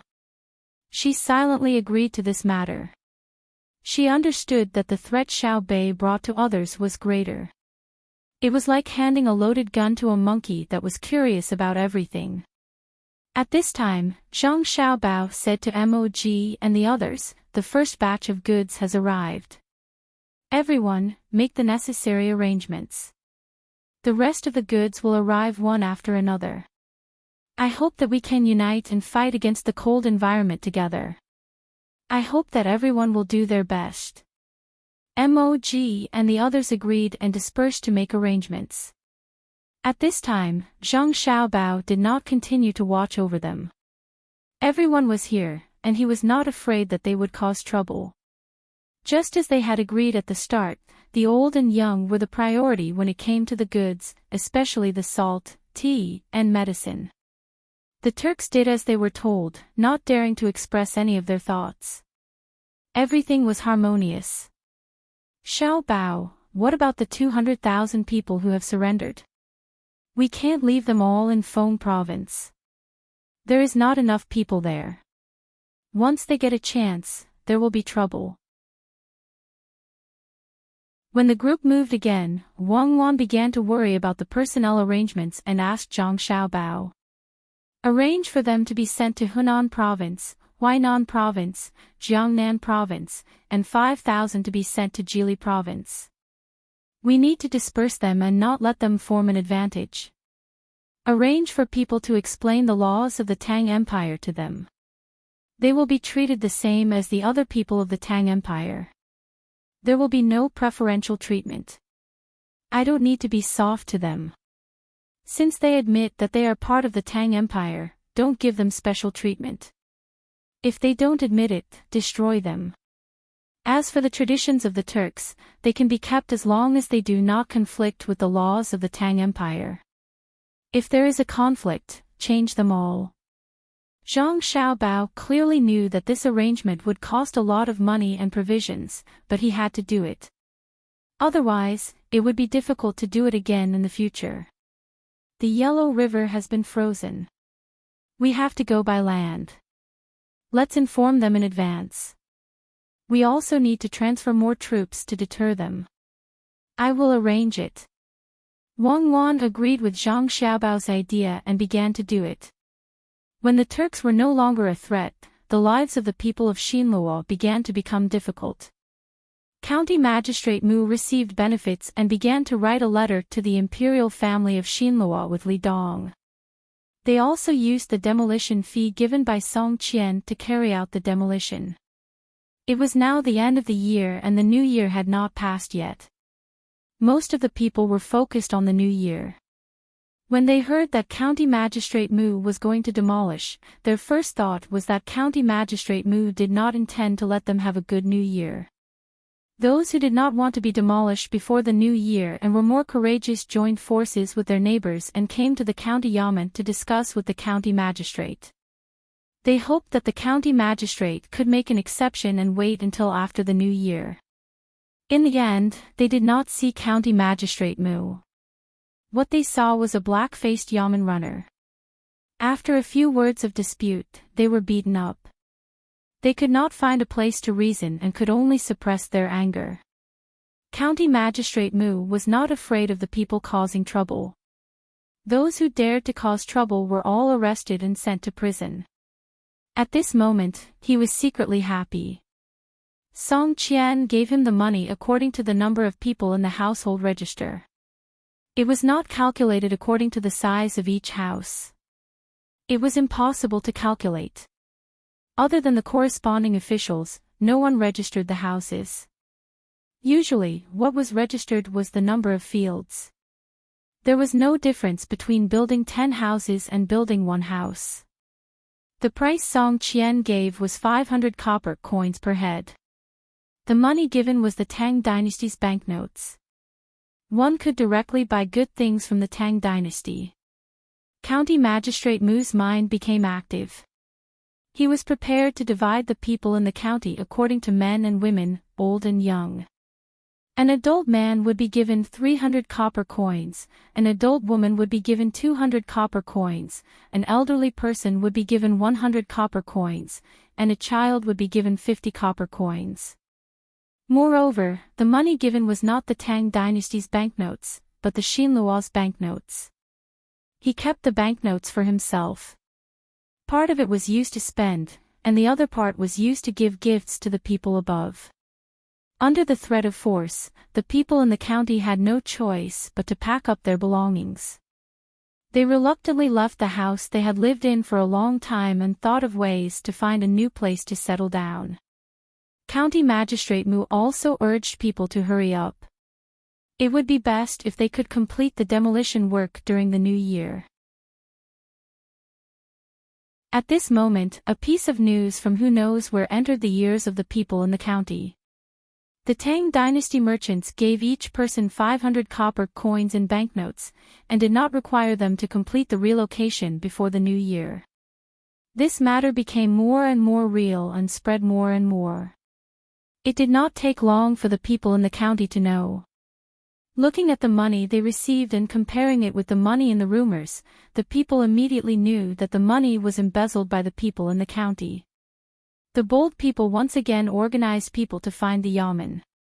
Wicked people, all wicked people. Beat them, catch them. Seeing more and more people gathering outside the yamen, County Magistrate Mu was a little worried, but more than that, he was angry.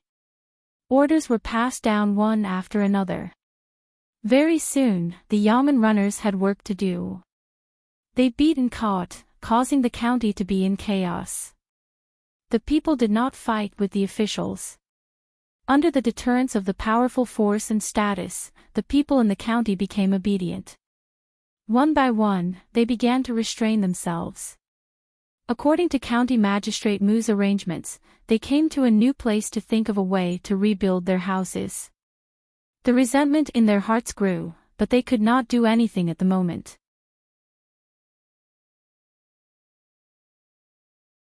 Chapter 866.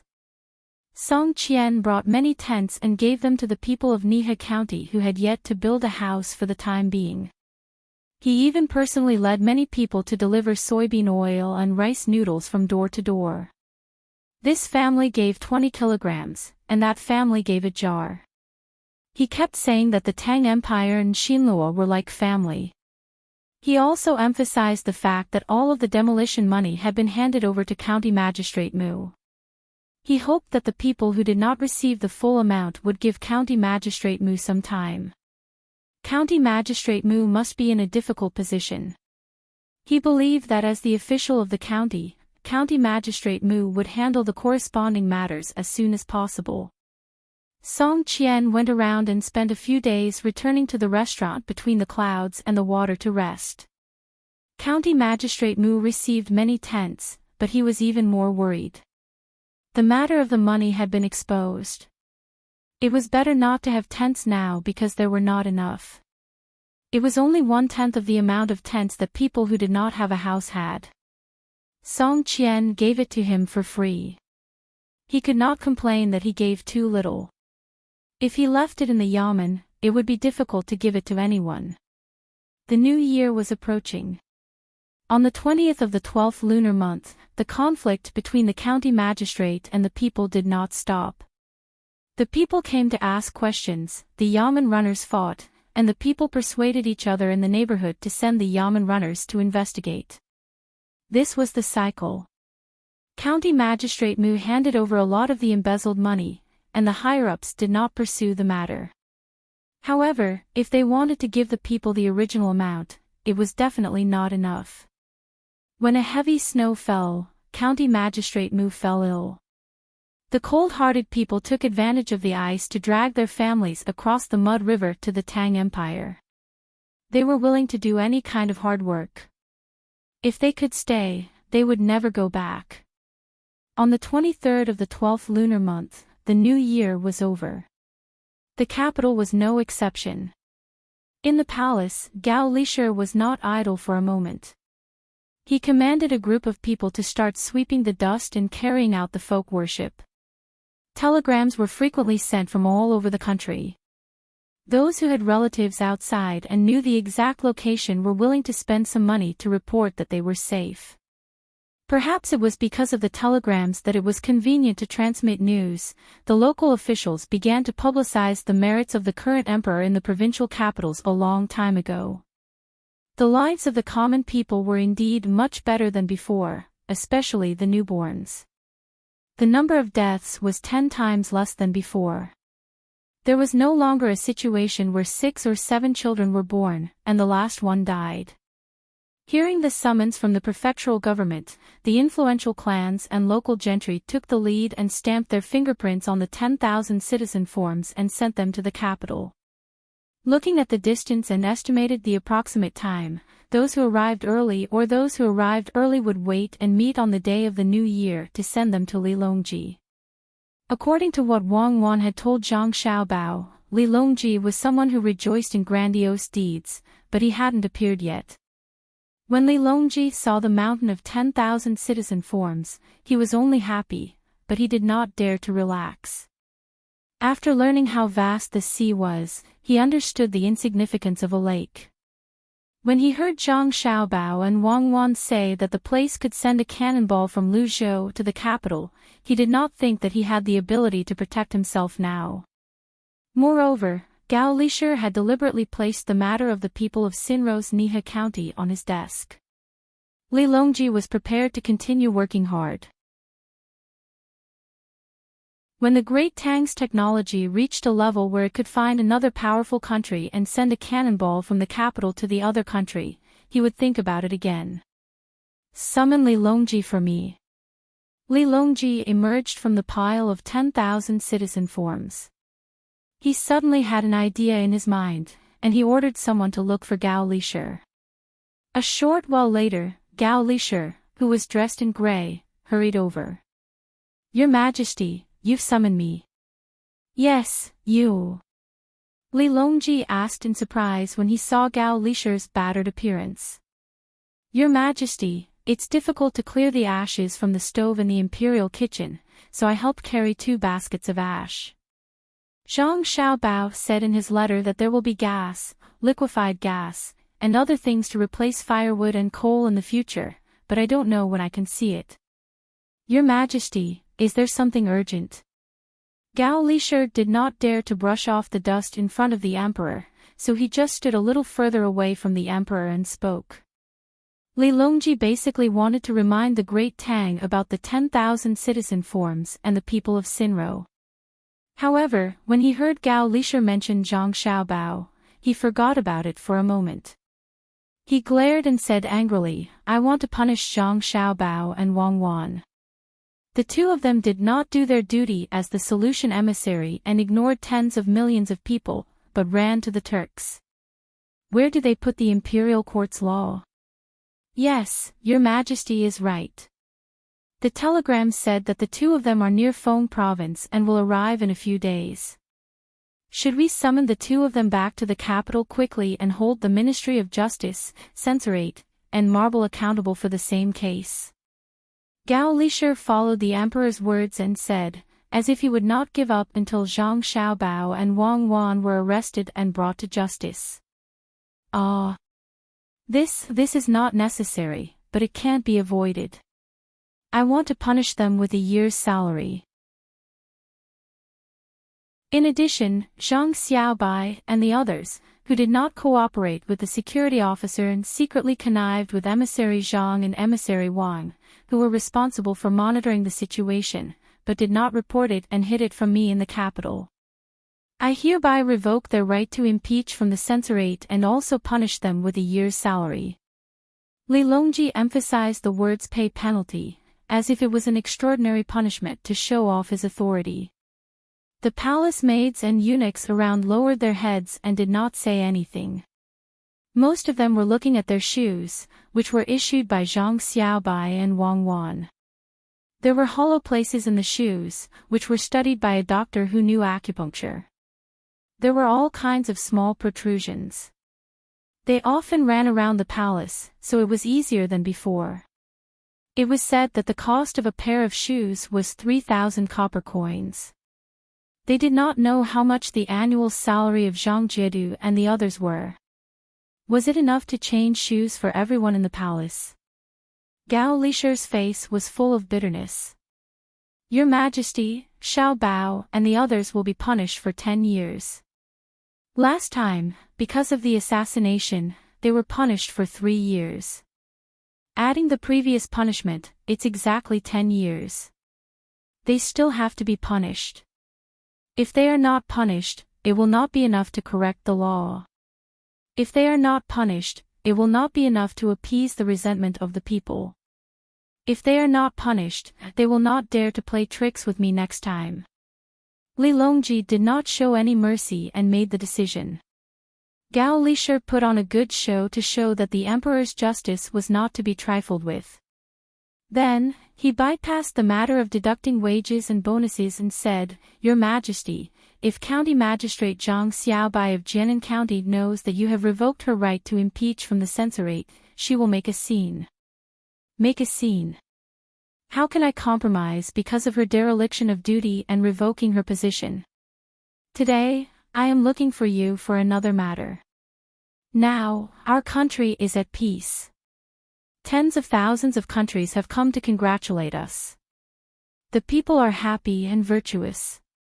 However, in our great Tang, there will always be officials with selfish motives. We must guard against them. We must not be like the people of Nihe County in Xinluo. Therefore, I want to establish a new position to supervise the officials of our Tang. If an official is found to be deceiving the people, I will strictly investigate and punish him severely. Even the relatives of the imperial family will not be spared. I will patrol the territory of the Tang and investigate the faults of all officials. The military and political affairs will not be stopped. Those who are investigated, if they are not detailed, can be convicted on the spot. Li Longji then talked about the first thing he wanted to discuss with Gao Lishir. Gao Lishir kept nodding his head. When the emperor finished speaking, he asked worriedly, "Your Majesty, you want to set up a new department to patrol everywhere in the Tang Empire. Moreover, all the officials will be investigated and can be temporarily convicted. Then, who will be chosen?" "Yes, that's what I was thinking. Naturally, there will be a lot of people. Just like the previous investigation of the bridge and paving of roads, there will be several rounds of inspection. If the people in front of you can't find anything wrong, and the people who came later find out, then the people in front of you will also be punished. I plan to send at least 3 rounds of inspection to each place. At that time, if the people want to spend money to bribe them, it will be a big crime. However, I am worried that even if we investigate 3 or 5 times in a row, some places will still have enough money and methods to bribe all the people patrolling. Coupled with the relationship between the imperial family and other clans, many people will not dare to investigate further. Therefore, I let Xiao Bei and the others be the head of this matter. I don't believe that there will be people who have enough money to bribe them, and I don't need to worry that they will be afraid of the imperial family and other clans. There are restaurants and shops all over the Tang Empire. I think that their intelligence work will be better than mine, the emperor. With them in charge, I want to see who will dare to not do their best."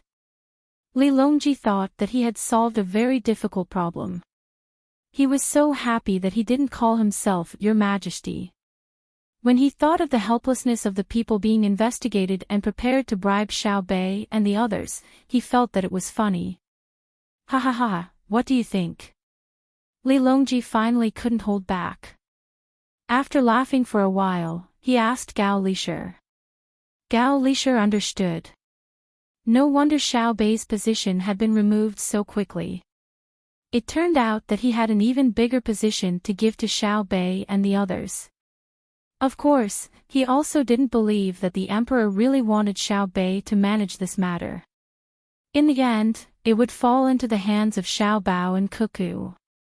It was just that it wasn't good to directly give Jie Du so much power, so he made an exception. Your Majesty's words are extremely correct. This subject can guarantee that Xiao Bei and the others will not be successfully bribed, and no one can afford to bribe them. However, this matter is of great importance and needs to be discussed in the imperial court after the new year. This subject is afraid that it will not pass. Whoever opposes this matter has a guilty conscience. We will investigate this matter first. Go, send a letter to Xiao Bao and the others. Tell them to pay attention to their safety. If someone has an unstable mind, then kill them. Li Longji waved his hand, indicating that Gao Lishir should go and deliver the message. He himself continued to admire the Wan Min Biao. Before the news from the capital could reach them, Zhang Xiaobao had already arrived in Feng Province. In the past, the inner city of Feng Province had a relatively tall earthen wall used to block Turkic attacks. Now, Feng Province didn't have any walls and was unimpeded. The people of Feng Province felt more stable than before. With the Zhang family and the Wang family overseeing the city, they didn't have to worry about being suddenly attacked by enemies. This was especially true with the cannons that had just been shipped in this year. With them, they didn't even have nightmares at night. The vast and mighty Turkic people had come to Feng Province. Seeing the current situation of Feng Province, it was impossible to say that they didn't have any other thoughts. However, no one dared to make a move. Just when they thought that they could live in Feng Province in the future, after only one night of rest, the group set out again the next day. Mo Jilian also didn't expect this. He found Zhang Xiaobao and asked, "Zhang Xiaobao, where are you taking us? Aren't we staying in Feng Province?" "Staying in Feng Province so that you can rebel at any time." "Let's go." This year, I'll spend the new year with you outside. I'll arrange a good place for all of you. For example, the leaders of your tribes will become officials in the capital.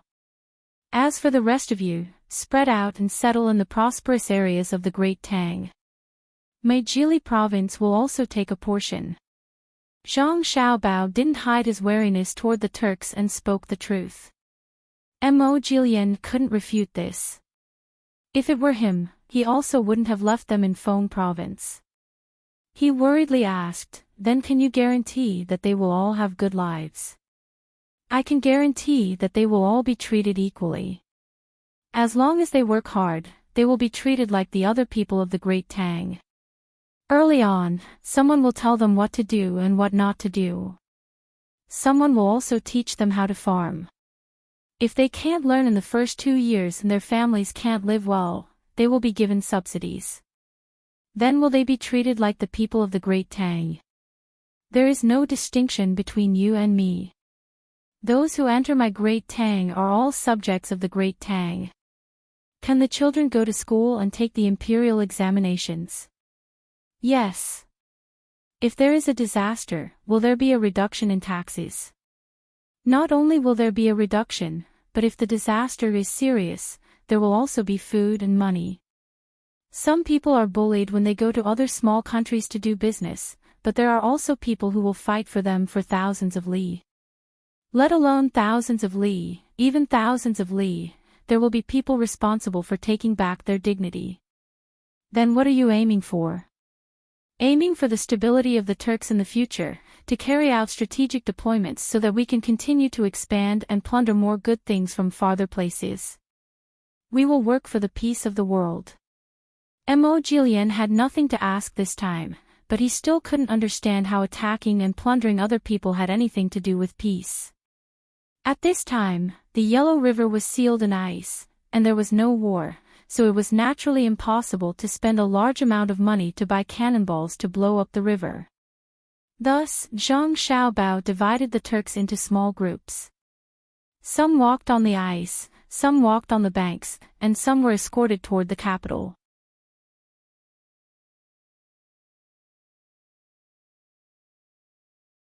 Chapter 867. On the second day of the second month, the dragon raised its head. Mo Jilian's group took a detour to Sanshui County from the beginning of the year. They were worried about their own people, worried about the future, and in the process of learning more about the Tang Empire, they finally arrived at Sanshui County. There were not many people in the group. Zhang Xiaobao and Wang Wan left behind 100 guards. Xiao Bei and the others also followed with 50 guards. Then there were the leaders or important figures of the Turkic tribes like Mo Jilian. In total, there were about 70 people.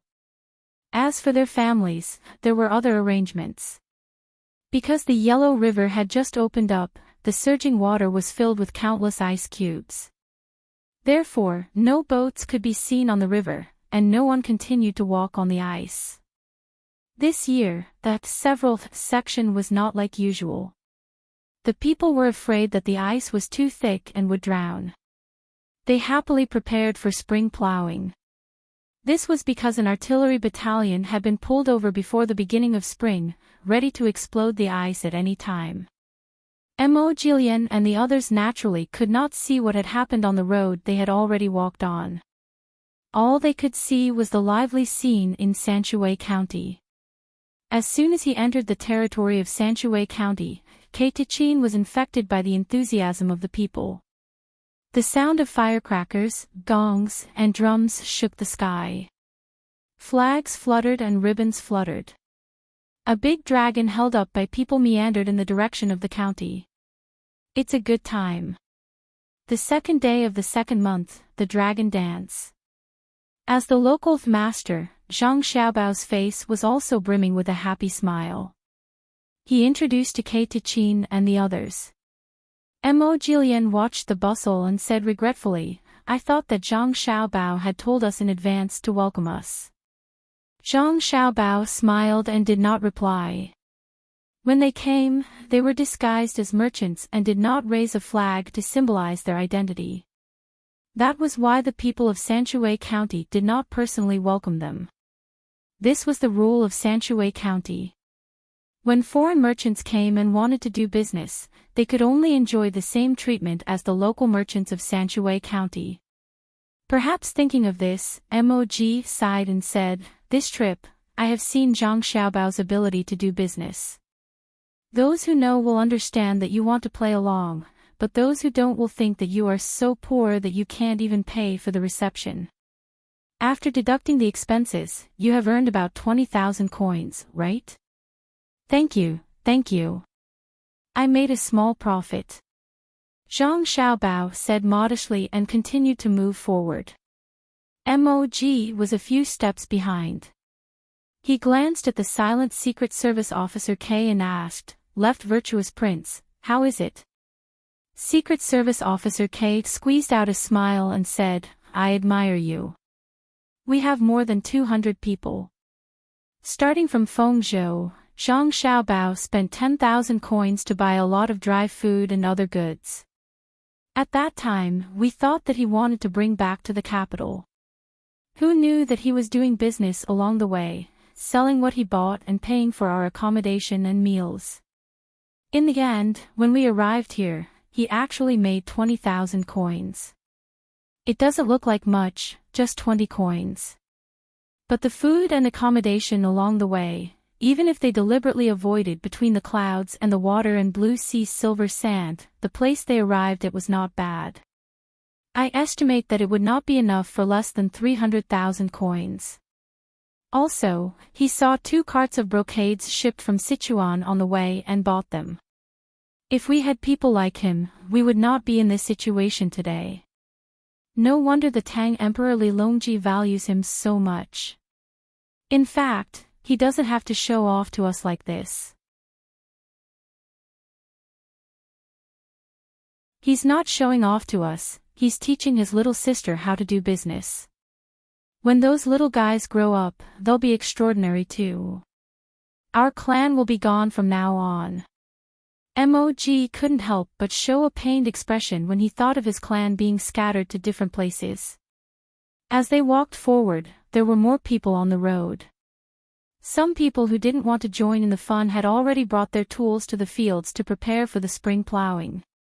Zhang Xiaobao's team slowed down and looked at the fields on both sides.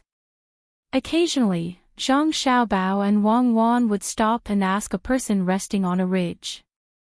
After traveling for a few li, a few cars appeared by the side of the road ahead. There were also many people stopping in the fields. Zhang Xiaobao had the team stop as well. He leaned to the side and took out his clairvoyance to observe the people there. He saw an old man arguing with a middle-aged man. He looked very angry. Then, he walked to the side of the road.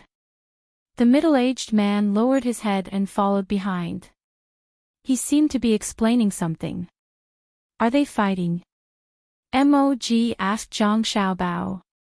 Zhang Xiaobao shook his head. "There may be a problem with the spring plowing plan. It may need to be replanned. I hope it won't delay the plowing time." "How do you know?" Mog was puzzled. "You will know later." Zhang Xiaobao walked forward. It didn't take long before the old man came to the ridge by the roadside and sat on the ground angrily. The middle-aged man who followed him quickly took off his coat and asked the old man to stand up and spread the coat on the ground. Then he stood to the side and explained, "Uncle Wang, the land here is fertile. If we plant beans, there will definitely be a lot of yield. That's why when the county was first planned, this area was planned as a soybean field. Please calm down, I'll immediately find someone to discuss and see if we can think of a way to satisfy both sides. Is that okay?"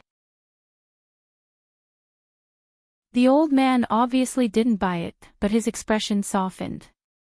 He said to the middle-aged man earnestly, "Second boy, since you said so, do it quickly. You are the county magistrate. Why don't you know how to look at the big picture? Do you think I don't know that the yield of beans in the fertile land is high? But if we plant beans, this land is close to the river. Do you still need water? If we do, all the beans will be washed away. If we don't, where will we get water for the rice fields? In the winter, when we collect manure as fertilizer, you are so careless.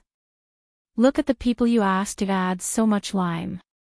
If someone didn't see it, you would have burned all the land. It's not that I want to criticize you, but we all know that you want to achieve something. But it depends on the actual situation.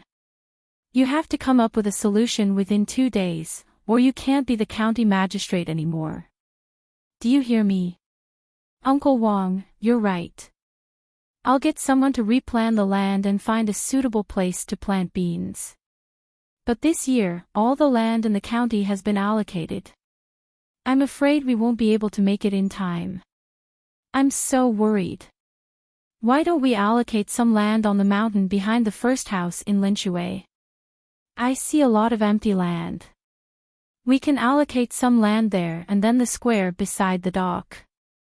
Let's. The middle-aged man tried his best to explain. Before he finished, he was interrupted by the old man again.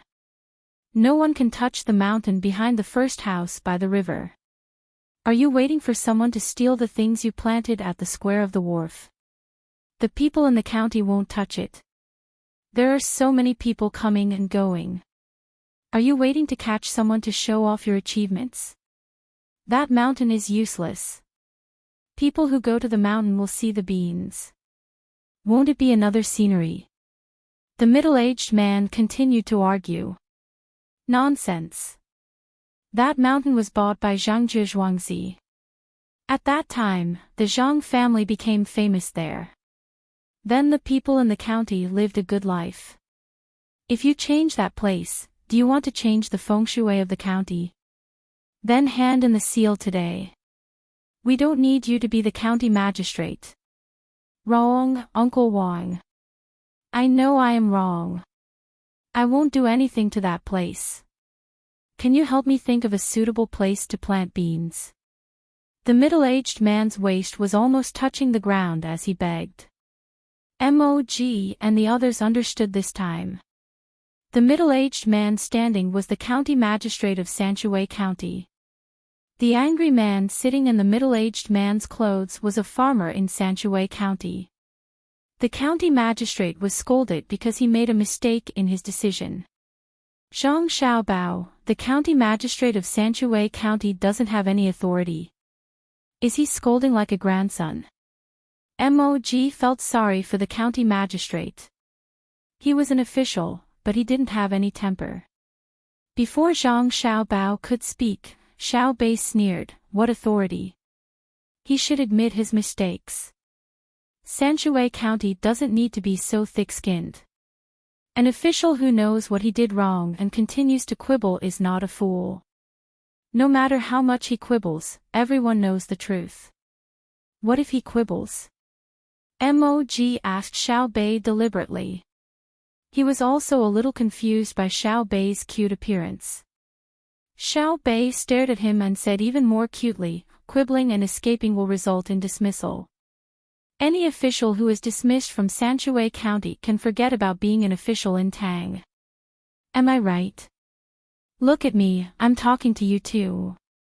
Xiao Bei's voice was loud and the middle-aged man heard it. When he looked over, Xiao Bei saw him and questioned him. Yes, admit your mistakes.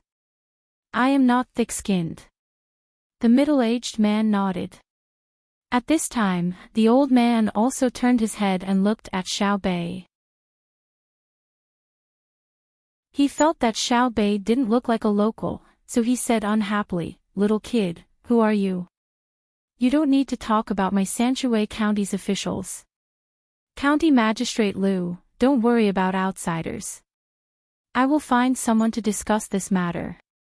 County Magistrate Liu, don't think too much. You have to do what you have to do. Who doesn't make a mistake in their life?"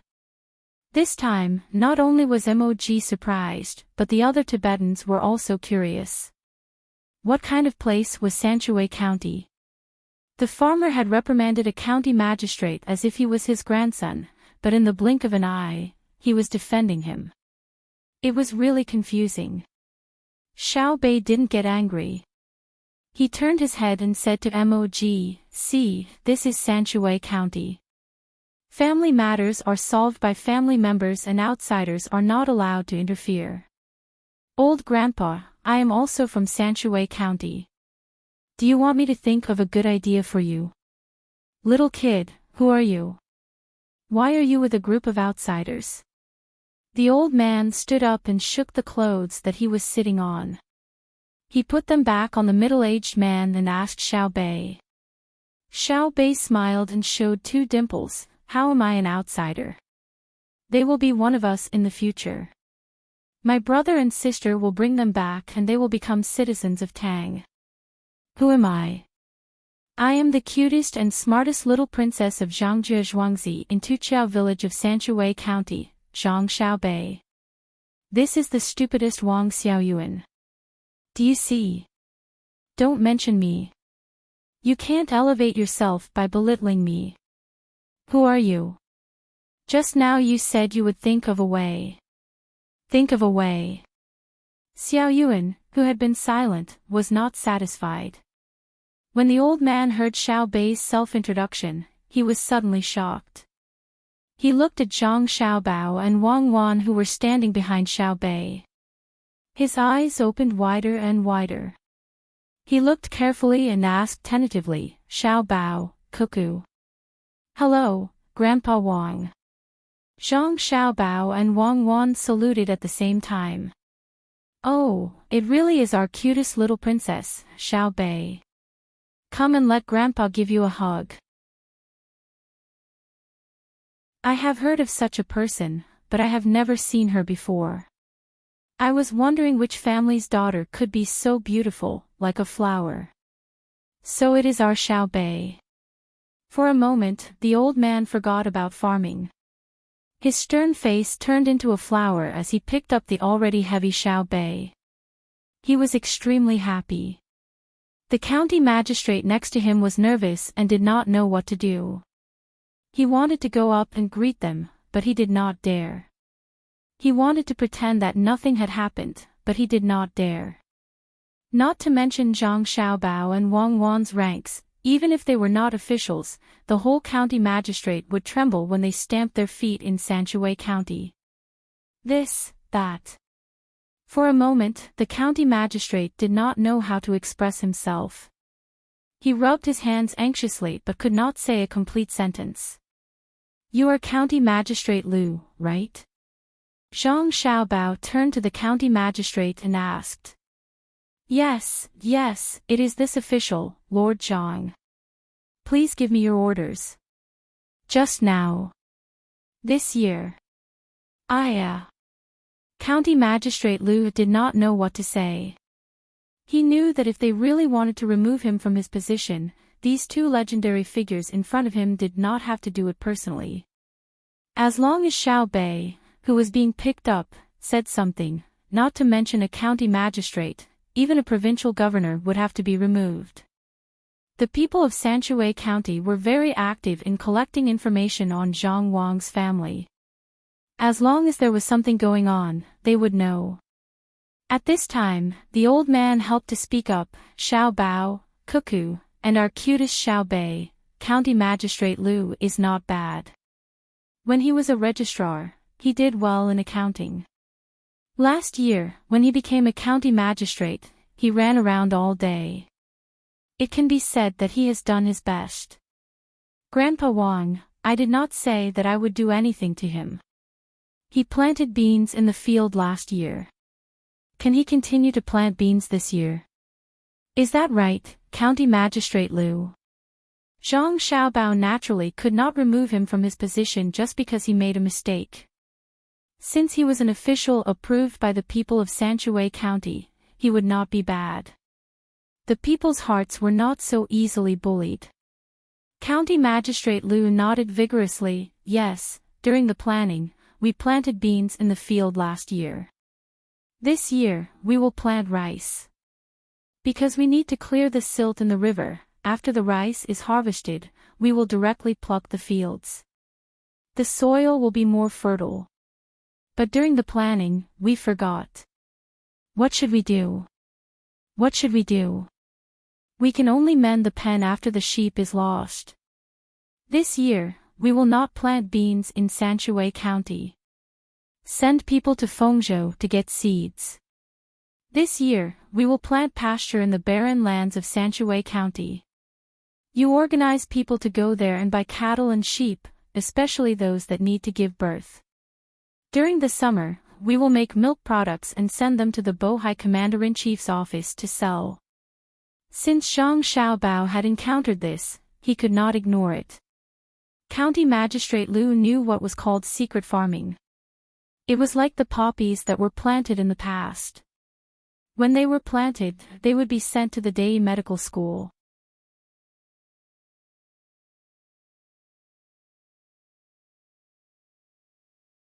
Chapter 868.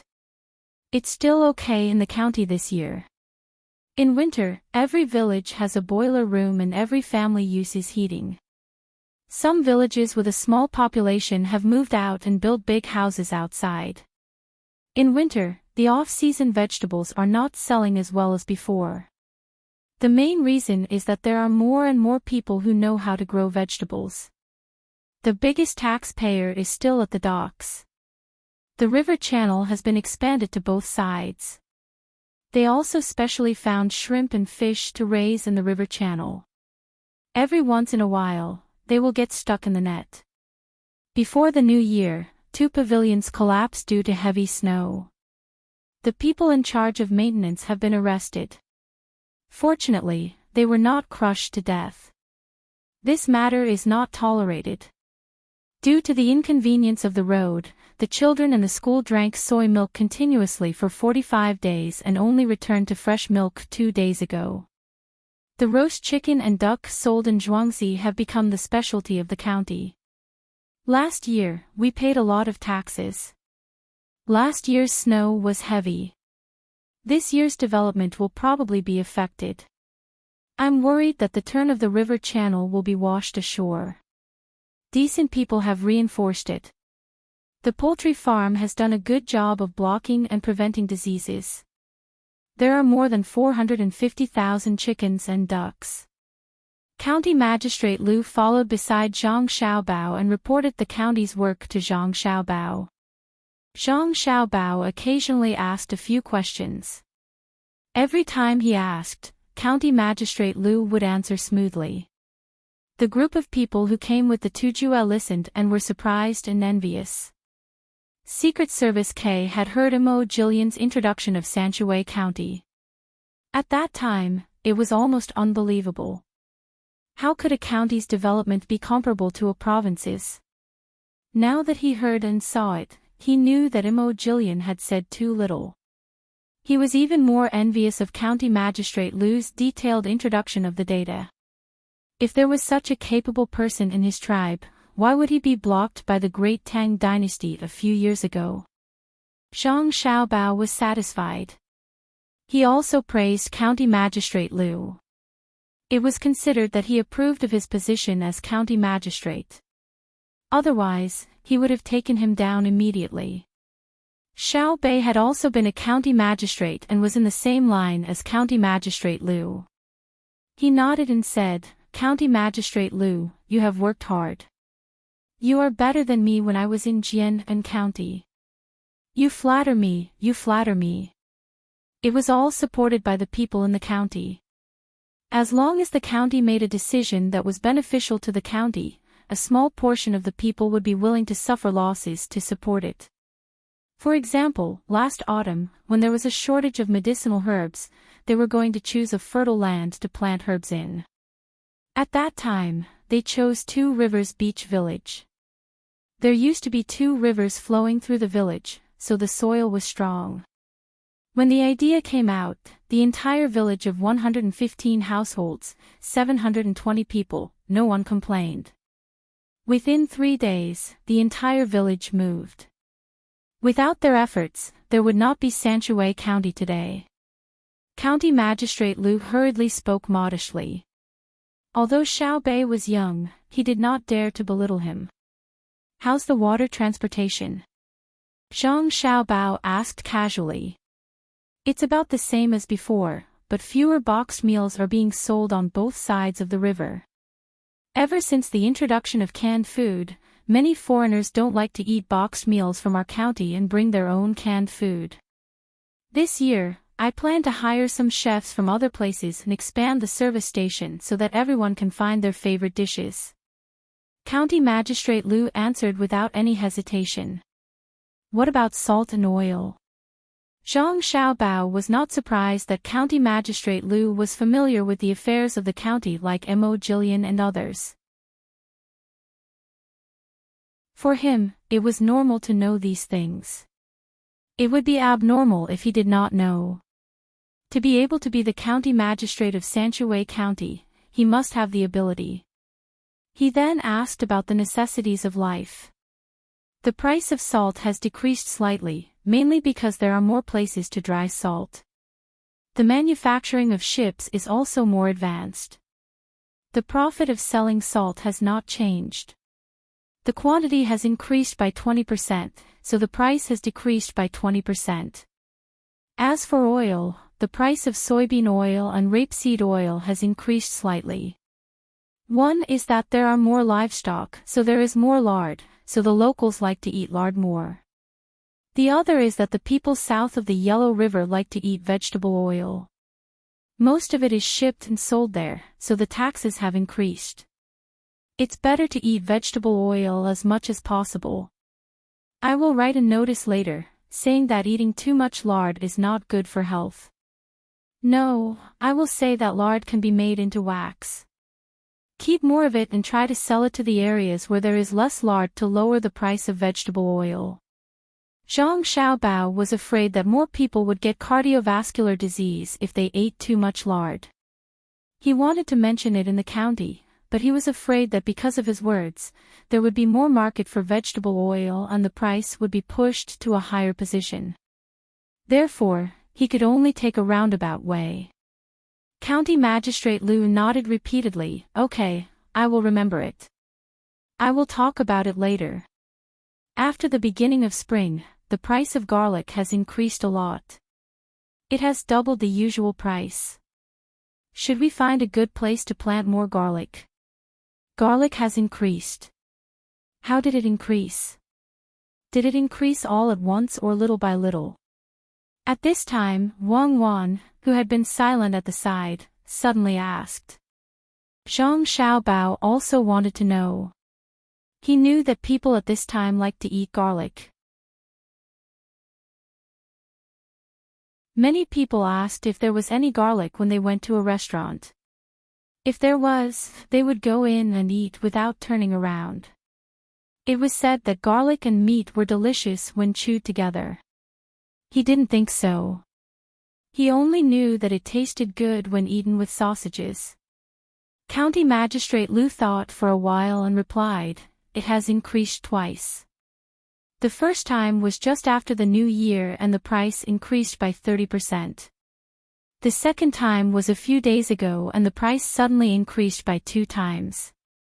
It is said that the places where garlic is produced were bought by big businessmen. It is estimated that the price will increase again. The people in Sanshui County are more prudent and there is no panic buying. I heard that the price of garlic in other places is higher. As long as there is garlic, it will be sold out immediately. I don't know what happened. I always feel that someone is doing it deliberately, but I can't think of a way." Zhang Xiaobao nodded and said, "County Magistrate Liu, go do your work.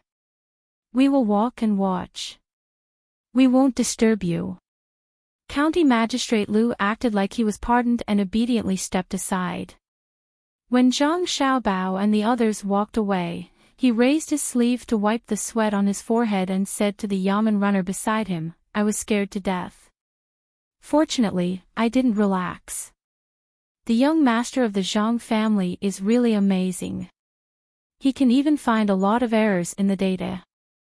If we randomly check the data, he will definitely find the problem. It will feel like he has never left the county."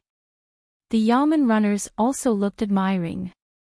Song Yang, who was still a Yamen runner and became the new arrestor, said with a smile, "Sir, young Master Zhang is certainly not ordinary. You should know that when Sanshui County was changed from Zhongxian to Shangxian, many people said that it was young Master Zhang who promoted it. At that time, there was no master from his family. Sanshui County is the foundation of his family. How could he not do his best? People say that he is a little immortal." Wang Wan didn't know that people were talking about her and Zhang Xiaobao behind their backs. At this time, she lowered her head and thought about something. She didn't wake up until the road in front of her suddenly widened and she heard the sound of running water. She found that they had reached a small river. She asked Zhang Xiaobao, "Did someone deliberately increase the price of garlic?" "Probably." Zhang Xiaobao replied. "Then what should we do? This kind of thing is the most terrible thing to encounter. In the end, even if there is a way, the real leader will run away. Only those who follow the hype will be unlucky. At that time, the garlic will have changed hands at least 3 times. Should we issue an order to arrest all those who hoard garlic?" Wang Wan thought of herself. From 100 years ago until she and Zhang Xiaobao came, she didn't have a good way to deal with this kind of thing. She was worried. Zhang Xiaobao shook his head. "Why should we arrest people? Garlic isn't a necessity in life, unlike grains, oil, and salt. I know that you remember the past. At that time, you knew that the real big fish were all the elders in the capital who were officials or were officials in the past. Not to mention cooking garlic, even if they were cooking something more important, who could do anything to them? Let's not talk about the past. Let's talk about the present. There are many people who like to eat garlic. How can it not be a necessity? Today, they are cooking garlic. If you don't stop them, they will cook something else tomorrow. Even if they decide to deal with it in the end, many people will suffer losses. This won't do. I will write a letter to the capital and tell Li Longji." Wang Wan was very anxious. She knew that this wasn't just a problem with the price of garlic. If it wasn't handled well, the people's trust in the imperial court would decrease. As she spoke, she wanted to enter the carriage to write a letter. Zhang Xiaobao reached out and stopped her, saying, "Do you really want to use administrative orders to solve the economic problem? Didn't I say before that we shouldn't do this unless we have no other choice? Administrative orders are useful, but there are also many drawbacks. It will make the other party feel that the imperial court is incompetent and continue to find loopholes to attack. Although political economy is a combined study, it can't be used like this. If buying garlic is hoarding, then what about buying ginger? Buying onions? Buying cloth? How do you locate it? Aren't you afraid that the local officials will take the opportunity to do as you wish? Let me tell you this. If I were a merchant and you gave the order to crack down on garlic hoarding, I would immediately change it to something else.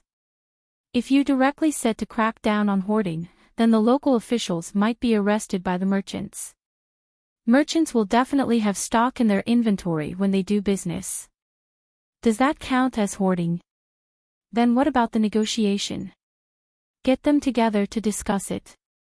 Scare them and give them benefits so that they won't be so greedy." Wang Wan thought of another method. They want to earn 1,000,000 strings of cash. After you negotiate with them, even if you scare them, they will earn less. They won't say anything and will endure it. When the garlic is harvested next year, they won't accept it and will try their best to lower the price. Every industry has its own rules. Who would dare to casually accept it? What will happen to the people who grow the garlic? This kind of thing will backfire. Then, won't you negotiate with them again? Don't you find it embarrassing? If they ask you, what do you mean? If you can't sell it at a high price or low price, wouldn't it be better to send officials to do business? Your imperial court will set whatever price you want. What do you think the consequences will be? Zhang Xiaobao analyzed the situation for Wang Wan and asked.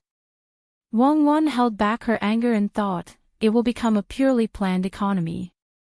When the time comes, the farmers will lose their motivation and there will be problems with business. After all, people who are good at business usually don't become officials. Those who can become officials will need to spend more energy on officialdom, and that will make it even more chaotic. Just like if we didn't come, there would be a salt tax in the Tang dynasty, causing the price of salt to rise. What should we do then? Why don't we use our family's business to cooperate with them? Economic problems are best solved by economic means. Cooperate with them. Negotiate. Did I give them face? Isn't it just the price of garlic? I'll let them rise and lose money. Later, investigate who is the leader. I'll make it difficult for them to do anything in the future. Zhang Xiaobao scoffed at this kind of compromise and said contemptuously.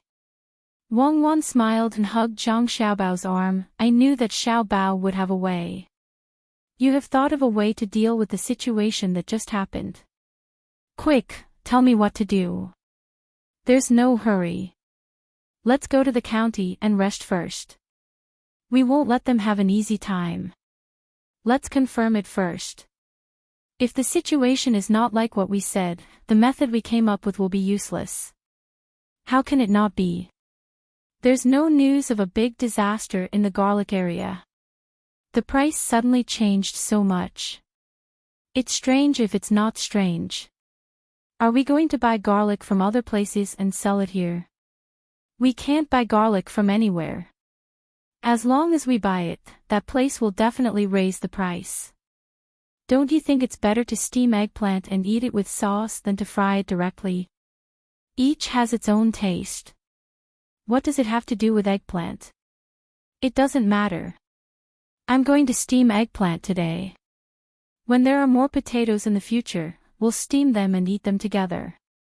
Just thinking about it makes me drool. What's the plan? We'll talk about it when we get back. Zhang Xiaobao and the others strolled toward the county of Sanshui County. They walked until night time, but they did not reach the county. They just arrived at the river that connected to the capital. As the people of Sanshui County were rich, they lived in two-story houses. Their demand for other things was also high. Countless street lamps were erected on both sides of the river. In the entire Great Tang, apart from Luzhou and the capital, only Sanshui County had the ability to do so. The lights of the street lamps were not very stable. They flickered. If the hydroelectric generator beside the river turned fast, the street lamps would light up. If it turned slow, the street lamps would naturally dim.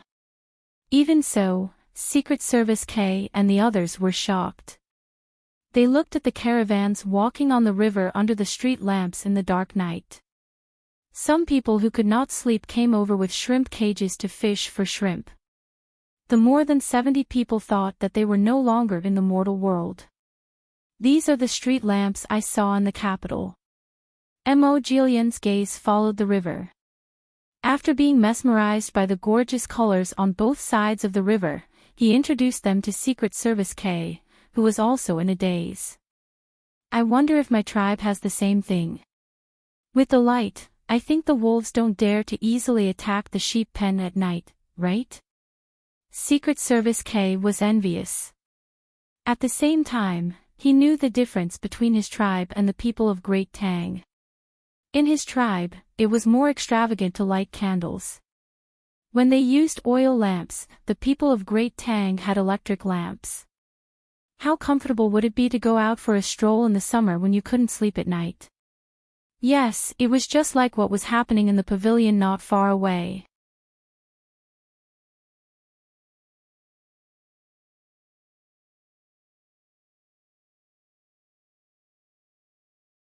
Chapter 869. Zhang Jiuling, who had been promoted to Assistant Minister of the Ministry of Revenue, was leisurely sitting in front of his desk. He held a glass of warm orange juice in his hands. It was said that the Bebe juicing group was worried that the spring would lack nutrients, so it was specially provided by the central government. The Bebe juicing group was located in a 40-square-meter room on the corner of the third floor of the Savant's restaurant. Zhang Jiuling's mind was not on the juice. A memorial had just been sent to him. It was about the recent price increase of a certain commodity. The price of garlic in Hunan province had skyrocketed, and the person in charge of the investigation had sent a report that was uncertain of the extent of the damage. In the past, the Ministry of Revenue had rarely paid attention to the changes in the price of these goods. However, starting from 5 years ago, people began to pay attention to it. Once the new assistant minister took office, Zhang Jiuling, he began to strengthen the collection of information in this area. Li Longji was also very supportive of Zhang Xiaobao's decision. After witnessing Zhang Xiaobao's terrifying methods, he was afraid that someone would learn from him. Hunan Province Wind Logistics Group. The name is Wind. How can logistics affect the price of garlic? Aren't they in charge of transportation? Zhang Jiuling could not think of how a logistics company could affect a certain commodity. He read the contents again. A name made his heart tighten, Wind Bridge Shoji. Japanese. Wind Logistics is Japanese. Little Japan is indeed up to no good. This won't do. I have to send it to Her Majesty quickly. When Zhang Jiuling saw the name of the Japanese, he did not think that it was normal price changes. He raised his head and drank the juice in his glass. His stomach felt warm. He organized the memorial and hurriedly walked to a nearby room. As soon as he entered the room, Zhang Jiuling reported to an old man who was half lying on a chair with a worried expression, "Old minister, it's not good. Someone is going to make a move on Tang's garlic." Old minister was referring to Wang Bei. He was in his 70s, and his body was still healthy. Every 10 years, there would be a professional medical staff to check on him. He did not care about the trivial matters. Only when something serious happened would he be called. At this time, he was reading a book written by Zhang Xiaobao. Deliberately leaving financial management loopholes is a temptation for financial personnel. He rocked his chair and savored it carefully. He felt that it was very reasonable, especially the sentence, "Those who are in a financial management environment with opportunities for corruption for a long time will easily grow old." Suddenly hearing Zhang Jiuling's voice, the old minister was startled. He turned his head and looked at Zhang Jiuling. His eyes were full of doubts. Attack the garlic. How to use magic? Could it be that he had to beat up the garlic? Beat the garlic cloves into a paste. Are there dumplings for lunch today? Oh, my old minister, don't think about eating anymore. The price of garlic has increased abnormally. It has already doubled. Hurry up and think of a way. We can't let it continue to increase. Otherwise, we won't be able to find garlic to eat dumplings. In Zhang Jiuling's eyes, Wang Bei was no longer steady, but slow. Wang Bei's squinted eyes suddenly opened, and his face became serious. He nodded and said, "Yes, there must be a reason for the price fluctuation of any product. If we lead it to good, it will be a blessing for the people. If we lead it to evil, it will be a disaster for the people. We must investigate. Let me take a look." Zhang Jiuling hurriedly passed the memorial to Wang Bei. Wang Bei carefully looked at it. When he read from beginning to end, he suddenly said, "Oh. Wind Logistics, the problem lies with them. What are you waiting for? Arrest him. Arrest Fengxiao Shoji and ask him what his intentions are." "Ah. Arrest? Old minister, why should we arrest him?" Zhang Jiuling did not expect Wang Bei to arrest him immediately. "Why? Just because you suspect that he is disrupting the price. Wang Bei replied. Zhang Jiuling shook his head. Old minister, that won't do. If we arrest him without evidence, won't the merchants be disappointed? Can't our great Tang tolerate a Japanese merchant? Can't the price of all goods be increased in the future? That's not the case. Hurry up and find evidence. Wang Bei also thought of this problem. Once we find the evidence, won't the price of garlic increase by 10 times? The people who should be lost have already been lost. Even if we kill him, it's useless. We can't take the money he earned and ask each and every one of them who bought garlic, right? Zhang Jiuling did not care if they could arrest Fengchao Shoji or not. He was thinking about how many people would be lost from the beginning to the end. Wang Bei thought for a while and said, yes, arresting him is not the goal. Once the matter is out of control, even if we arrest him and settle the matter, it will only mean that we have failed in our duties. A good fighter will not have outstanding achievements. We have to eliminate the threat before it sprouts. We don't want to wait until many people are lost before we stand out to settle the matter. We don't want that kind of credit. What we want is to make people unable to see the credit. It is like an abyss, calm and not majestic. Old minister, that's what I mean. I don't want to wait until the matter is out of control and then suppress the credit. Zhang Xiaobao and Wang Wan will despise me, Zhang Jiuling said excitedly. He remembered what Zhang Xiaobao had done in Jili province. There were many people who wanted to take advantage of Jilin province, but they didn't have to wait for the real action. Zhang Xiaobao easily controlled the other party. When he was scheming against people, it was not obvious. It was not as obvious as when other officials put out a riot in a place. But if you think about it carefully, you will find that the whole northern Hebei province was very reassuring. They felt that as long as Zhang Xiaobao and Li Shiqiang were there, nothing would happen. This was the real way to rule a country. While Zhang Jiuling was thinking about things, Wang Bei had already dressed up. He drank a big mouthful of tea and pulled Zhang Jiuling out of the room. This is an important matter to discuss with His Majesty. If they succeed this time, they will do it again. Do they think that there is no one in Tang? In Xingxing Palace, Li Longji, Empress Wang, and Wu Huifei were enjoying the flowers together. They were all wild flowers dug from the mountains. Few of them were blooming. Most of them only had green leaves, and some of them had buds. The small buds could only be seen very close. Beside Wu Huifei was Princess Taihua. It was not clear whether she was the one that Wang Wan and Zhang Xiaobao talked about, but the various things that Wang Wan said did not happen now. Princess Taihua was very cute. Li Jun and Pan who were older than her, were very curious and always wanted to touch her.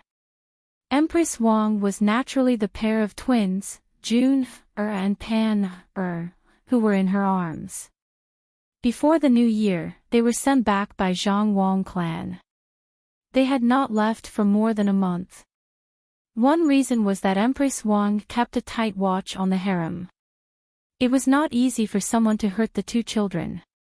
The other reason was that Wu Huifei was not in the mood to fight with Empress Wang now.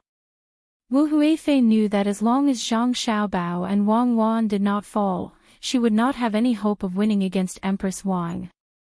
But how difficult would it be to make them fall? Last time, when they were playing in the lake, even the emperor had tacitly acknowledged the existence of the two people in the Tang Empire. Li Longji enjoyed the peace in the harem.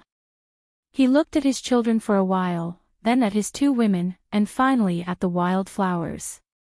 These wild flowers are like the people in the world. They will not wither unless there is a drought. They will not die unless there is a flood. Why do the dynasties change? Compared to the drought and flood, the government is fiercer. I know. As long as there is a way to live, they will not rebel. Because Li Jun did not grow up in the harem and rarely came back, she did not have many scruples when speaking. When she heard her father speak, she immediately continued the conversation. Li Longji happily looked at his 3-year-old son and praised, "Juna really knows a lot." "That's right, as long as there is a path to survival, no one is willing to rebel. To be able to force them into a dead end, the person in charge is definitely not simple. Come, let daddy hug you." Li Jun ran to Li Longji and opened her arms for him to hug. She took out the crushed baked potato chips from her small bag and stuffed them into Li Longji's mouth. "Father, eat the chips." Li Longji recognized the chips immediately and muttered, "When I wanted to eat them," he wrote back saying that there was no more. "Where did you get them now? A year's salary penalty is too light." "Father, Grandpa Zhang said that next year, no, this year, there will be a lot of chips." "Is that true?" Li Jun did not understand what her father meant by a year's salary penalty. She only wanted to eat chips every day. "It's true.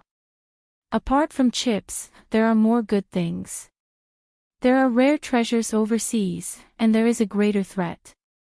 Li Longji began to think about the powerful country that Zhang Xiaobao mentioned. A hint of worry could be seen on his face. Your Majesty, bad news. Someone is making a move against Tang." Li Longji, who was enjoying the peace of his family, did not have time to suppress the worry in his mind when Wang Bei's shout suddenly rang from outside. The old man was not stopped.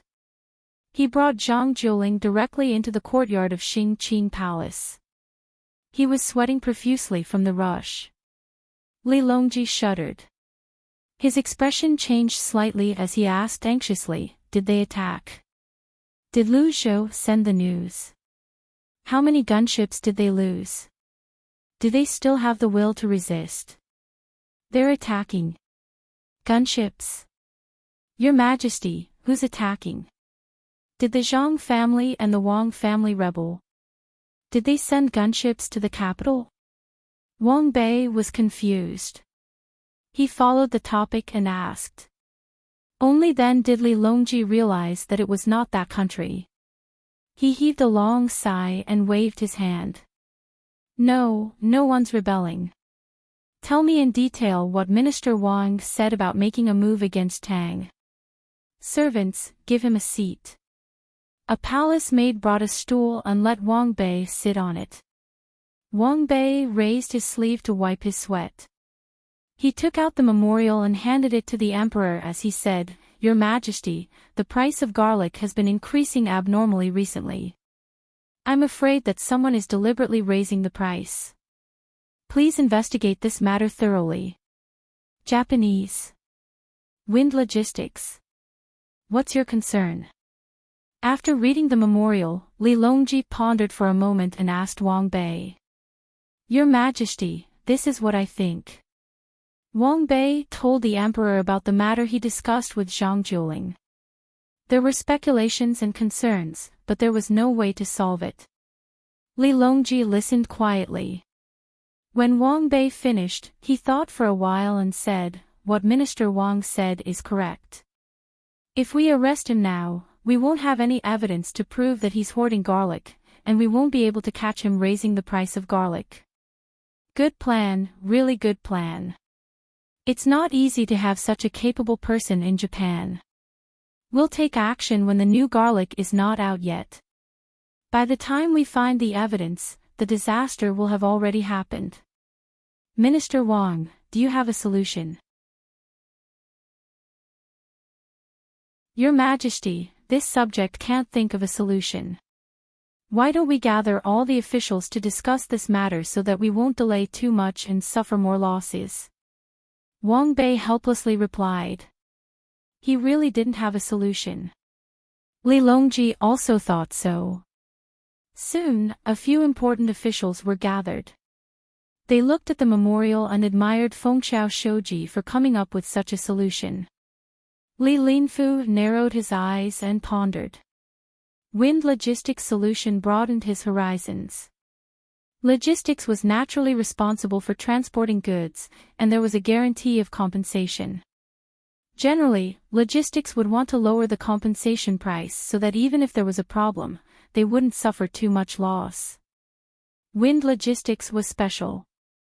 They offered 3 times the compensation according to the goods themselves.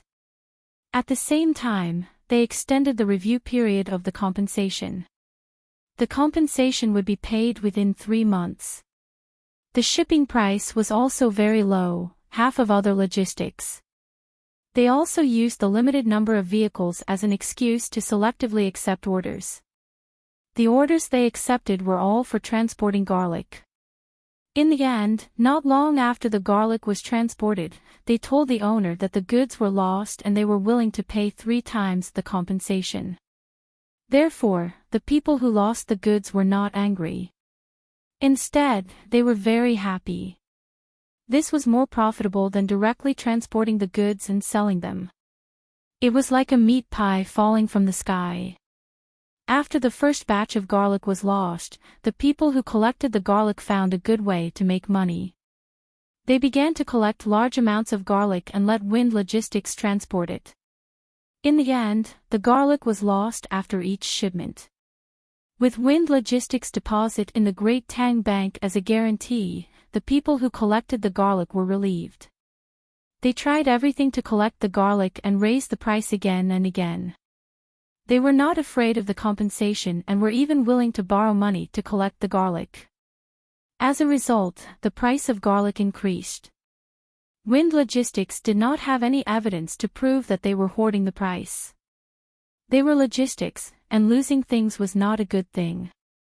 They did not directly participate in the increase in the price of garlic and did not organize merchants to do so. If they wanted to arrest them, they couldn't just casually charge them. Amazing. I didn't expect that a mere logistics company could do such a thing. It seems that they are not inferior to Zhang Xiaobao. Li Linfu said after reading the memorial. Zhang Zhong was unhappy when he heard Li Linfu's words. How could a Japanese be compared to his godlike son? He coldly snorted and said, if my son wanted to cause trouble, would he only use such small tricks? My son is not willing to use such tricks in our Great Tang.